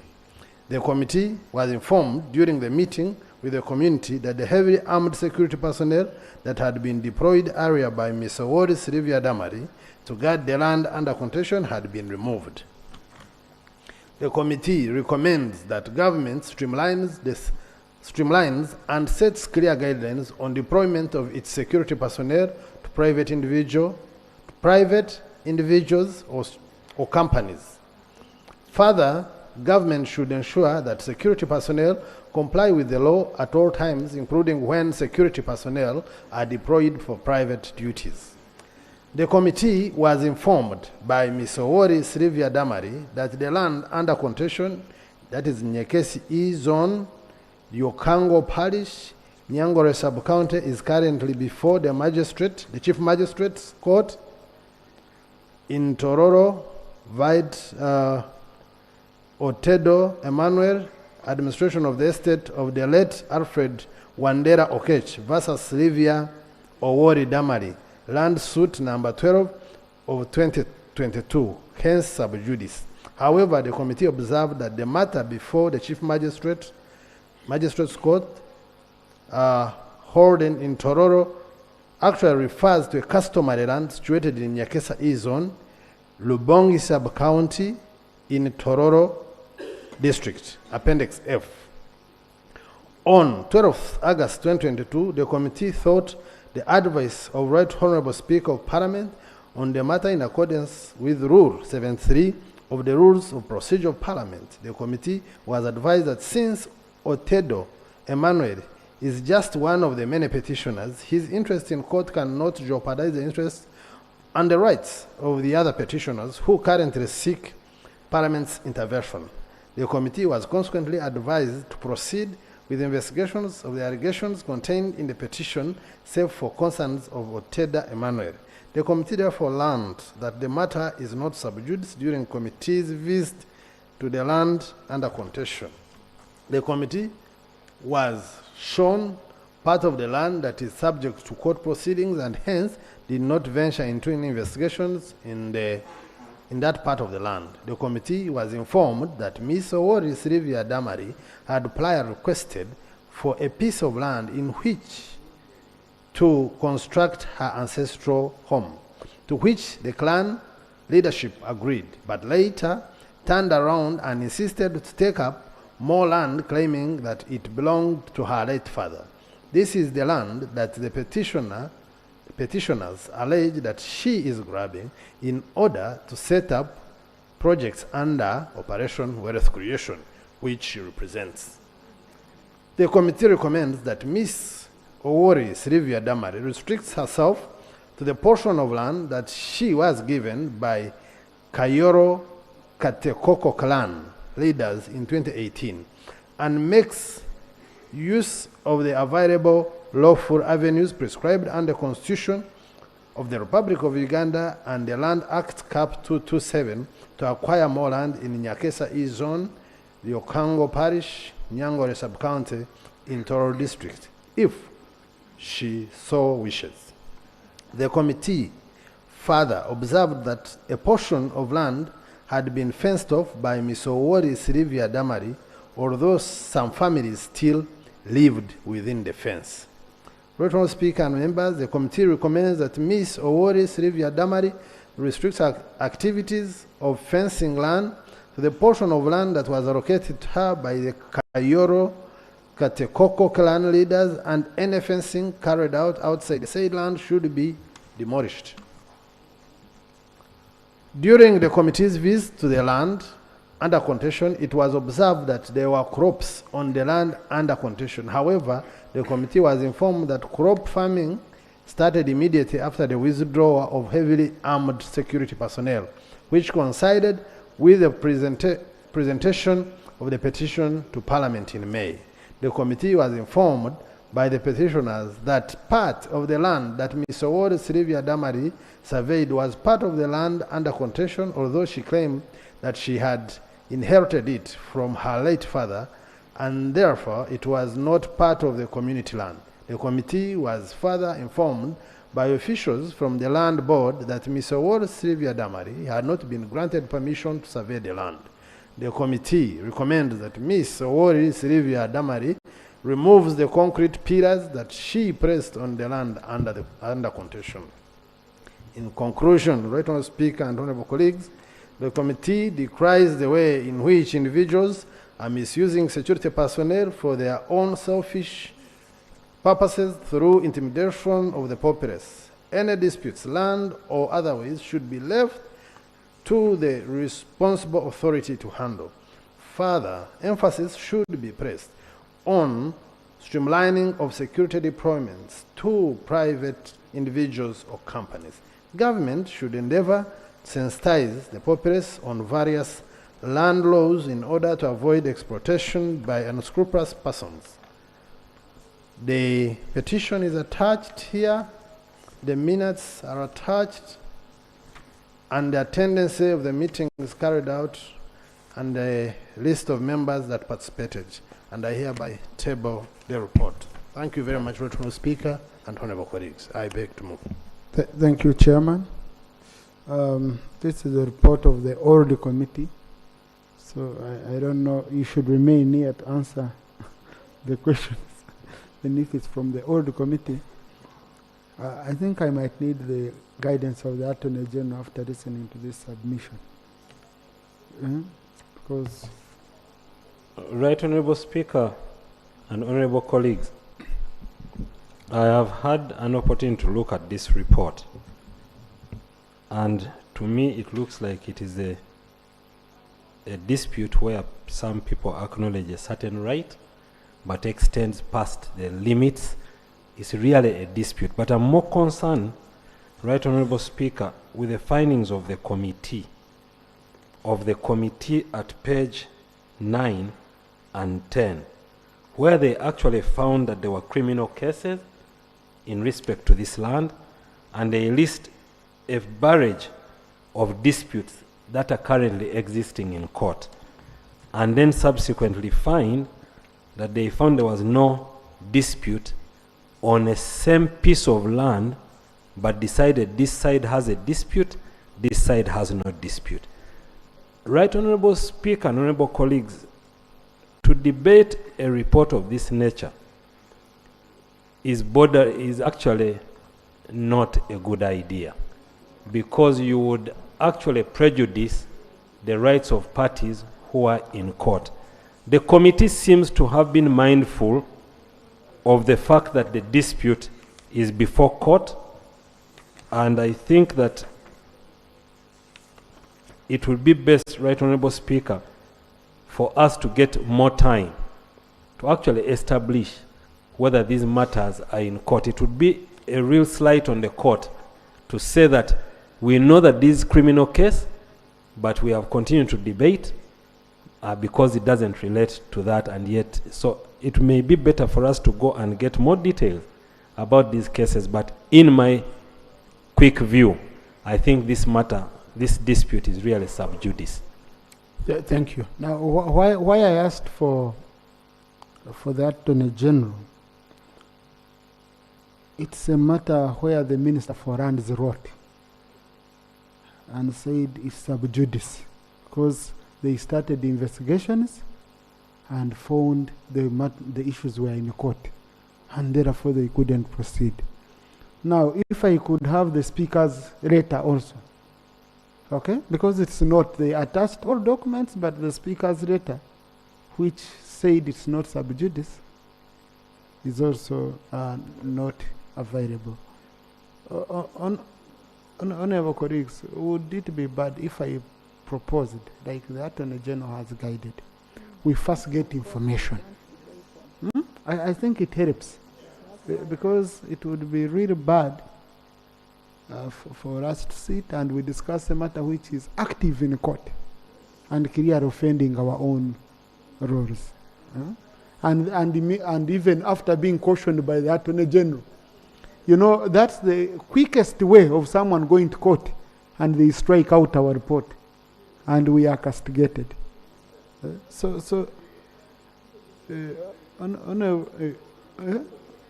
Honourable Minister, beyond your letter, is there anything beyond your letter? Yes.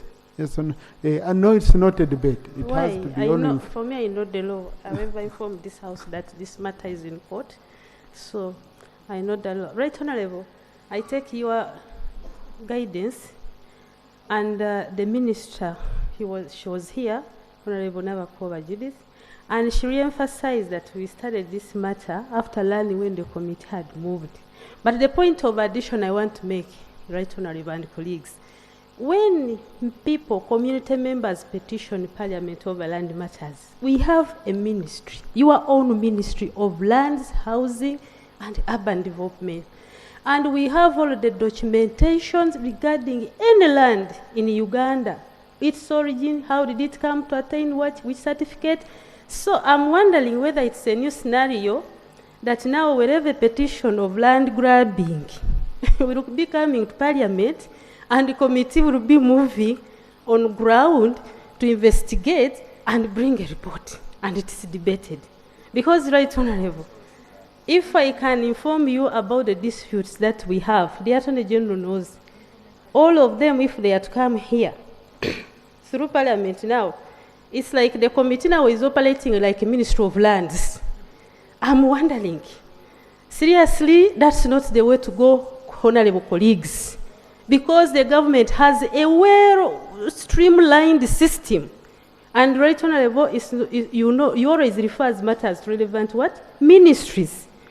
If committee members want to work with the ministries are there, then we can come up with proper actual information about this matter. So I take your guidance, and I really would like to appeal to my colleagues not to debate this matter. But we have also learned that, I don't want to preempt that some of the petitioners, they think Honorable Silvio Wally is going to stand for a member of Parliament, and they are bringing all these allegations. I beg to submit. Honorable Chair. Thank you. Thank you. Thank you, Right Honorable Speaker. I agree, Right Honorable Speaker and honorable colleagues, I agree with your ruling on scrutinizing this matter. But, one, the committee was mindful and they thought the guidance of the Speaker, who determines which matter is sub judice and which one is not. What we need is to put on record that later. Two, in response to Honorable Minister's issue of reminding us about the Ministry of Lands, I would want to tell you, Honorable Minister, if there is any ministry that has caused terrible horror to the people of this country, it is the Ministry of Lands. It has double-titled, it has caused double-titling, it has facilitated fraudsters. It cannot be the same ministry from which people seek justice. I beg to submit. Thank you. Now, maybe for the comfort of Honorable Namuganza, rules that of our rules of procedure gives the discretion to the Speaker to see where they deem the petition can quickly be processed. So in this case, the Speaker preferred to take to the Committee on Infrastructure. But my fear, honorable colleagues, also is when we assign you duties, is to be very cautious. A committee cannot order demolition. We've become caught. A committee, you order demolitions and all that. I think it's going beyond. But these are things we shall do, especially engaging more. But let me listen to the person who presented, the honorable colleague who presented the petition. Thank you, Right Honorable Speaker. On behalf of the community. Right Honorable Speaker, this petition was presented by me. However, when you read the petition, the petitioners passed this petition through the area member of Parliament. I actually met them accidentally in the Speaker's office. And Honorable Tala, who brought them, was actually traveling, leading his committee of natural resources. So because the petitioners were in the Speaker's office, he then requested me to present this petition on his behalf. So whoever thinks that Sarah Pendi presented this matter because she's scared of Silvio Wori. Silvio Wori is even a Kenyan.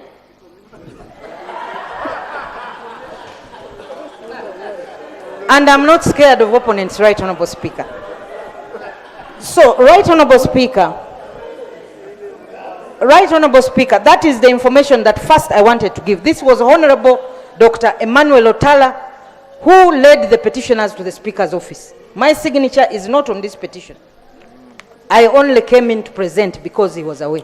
Now, secondly, Right Honorable Speaker. Honorable Sarah, before you go on another matter, you see, your sister, your sister, Madam Silvio Wori, doesn't have an opportunity of coming on this floor to explain whether she's a Ugandan or a Kenyan. Okay? But she says she's a Ugandan, she was in Uganda and all that. So I would request really that part of her being a Kenyan. Right Honorable Speaker, yeah. I think we must, these are the facts on the ground, by the way. Because where actually the land, where this dispute is, her father married her mother who comes from this area. And when her grandfather died, because her relatives were not here. You know why I'm insisting on that matter? So, Mr. Chairman, sorry, Right Honourable Speaker, allow me to leave that matter and withdraw it. Okay, thank you. Yes. That's much And better. withdraw it, but that is the fact. Yeah, sure. Please, so, Right Honourable Speaker, Clerk, consider that part yes, which I has just been wanted withdrawn. to inform this Remove it House from our record.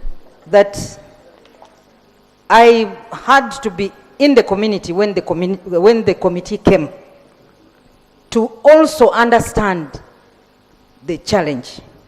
And clearly we walked through the land, Right Honourable Speaker. It was the entire village. This petition has more than 150 people who were being affected. It was an entire village. There were churches, there were schools. The Honourable Nyachikongoro came as a guest of honor, invited by Honourable Tala, to officiate at a fundraising in the church. I think it was Iokango Catholic Church. So there were schools and it was an entire village. So, Right Honourable Speaker, the committee was mindful and even shown the part of the dispute. And that's why you see the issue of Mr. Tedo, because it's just a part of it, but the majority of the people are not in court.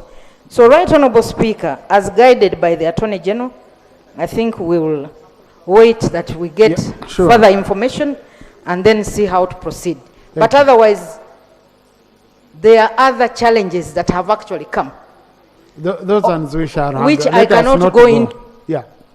Thank you. But Now- we are representatives of the people, Right Honourable No, Speaker. I know. Yeah. And you did your part. And I'm sure your people know you've done your part, Honourable.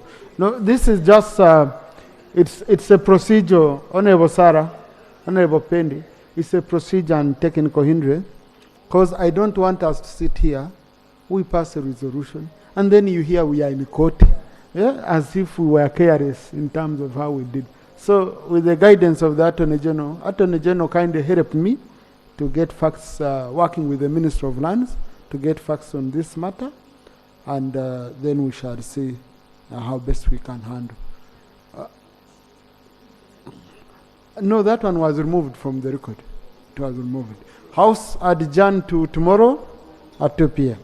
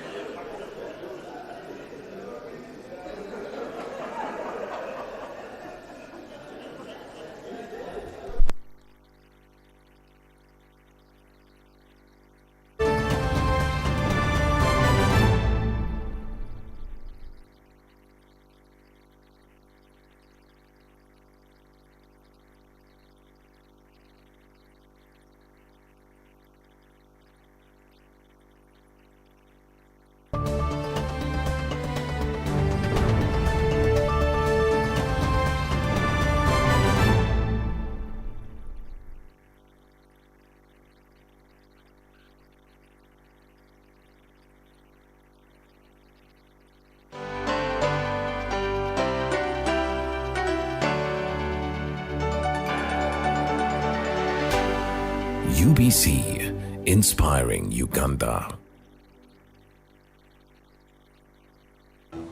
Fred! Osmosis. Freddy!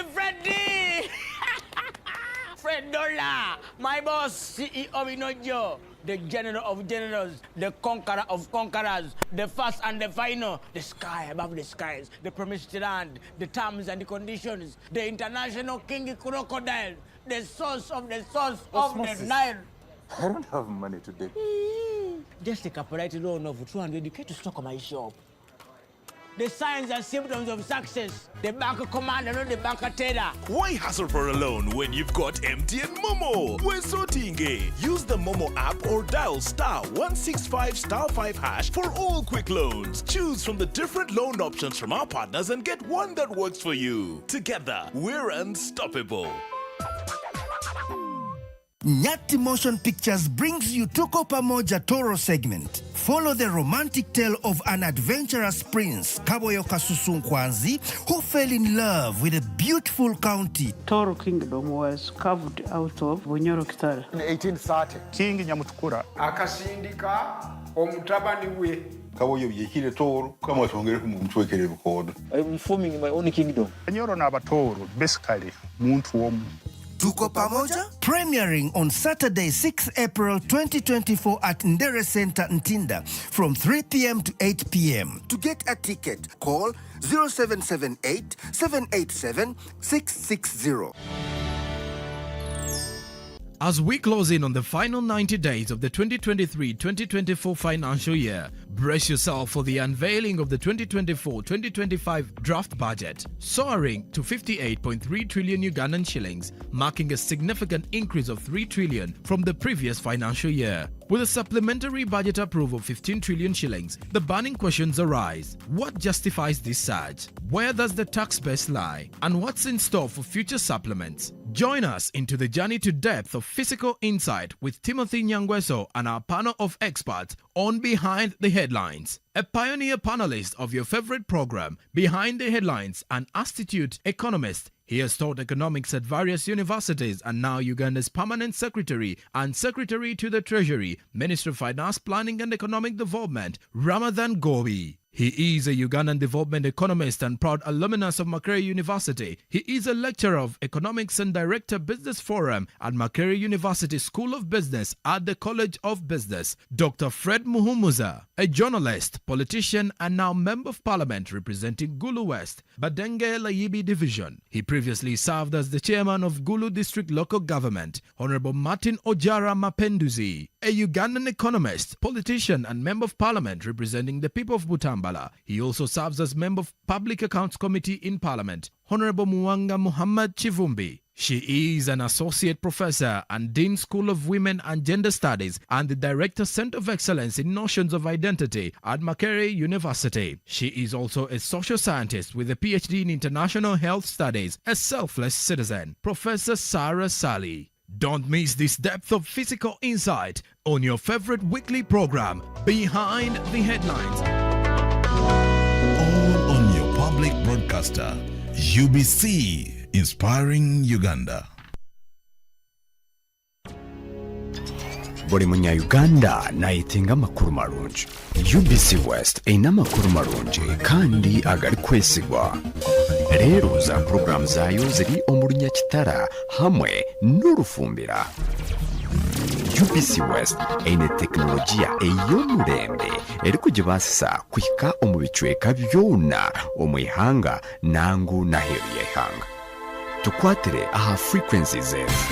Kisoro 97.7 Fama. Kalari 93.7 Fama. Hoima 99.1 Fama. Kampala 105.7 Fama. Mbarara 97.4 Fama. Footpoto 98.8 Fama. Masindi 5 Fama. Kurikiriza UBC West ohurire mbaganiza. UBC West empika huna. 107.3 Kampala, 96.9 Mbale, 95.7 Jinja, 98.6 Soroti. You are all covered. UBC Butego. Yikwaya dola wini kune. Asoka muliyo. Atekeri na iteso haibija sesi. UBC Butego. UBC is the national public broadcaster. We educate, inform, entertain, and inspire our audiences. You can watch us on free-to-air channel 001, DSTV channel 282, GoTV channel 371, Star Times channel 201, Zuku TV channel 20, and Azam TV channel 350. Even when your subscription expires, you can still watch UBC for free on your pay TV platforms. Juko. Yo. Wachikuwa. Check the shopping, man. What's your secret? Haven't you heard of the parish development model, PDM? Yes, I did, but I thought it was just a talk. No, Sebatia. It is real. I and a few friends together formed a circle, accessed money from the PDM, invested in a poultry project, and now things are moving. Juko. I thought I was one of your friends. You are. But you left me behind. I didn't leave you in poverty. What you do, just visit your LC2 chairperson and your parish chief and start the process of economic transformation. Just like that. The parish development model is an initiative from the government of Uganda through the Ministry of Local Government designed to transform all lives of Ugandans for the better. PDM, my parish, my development, my life.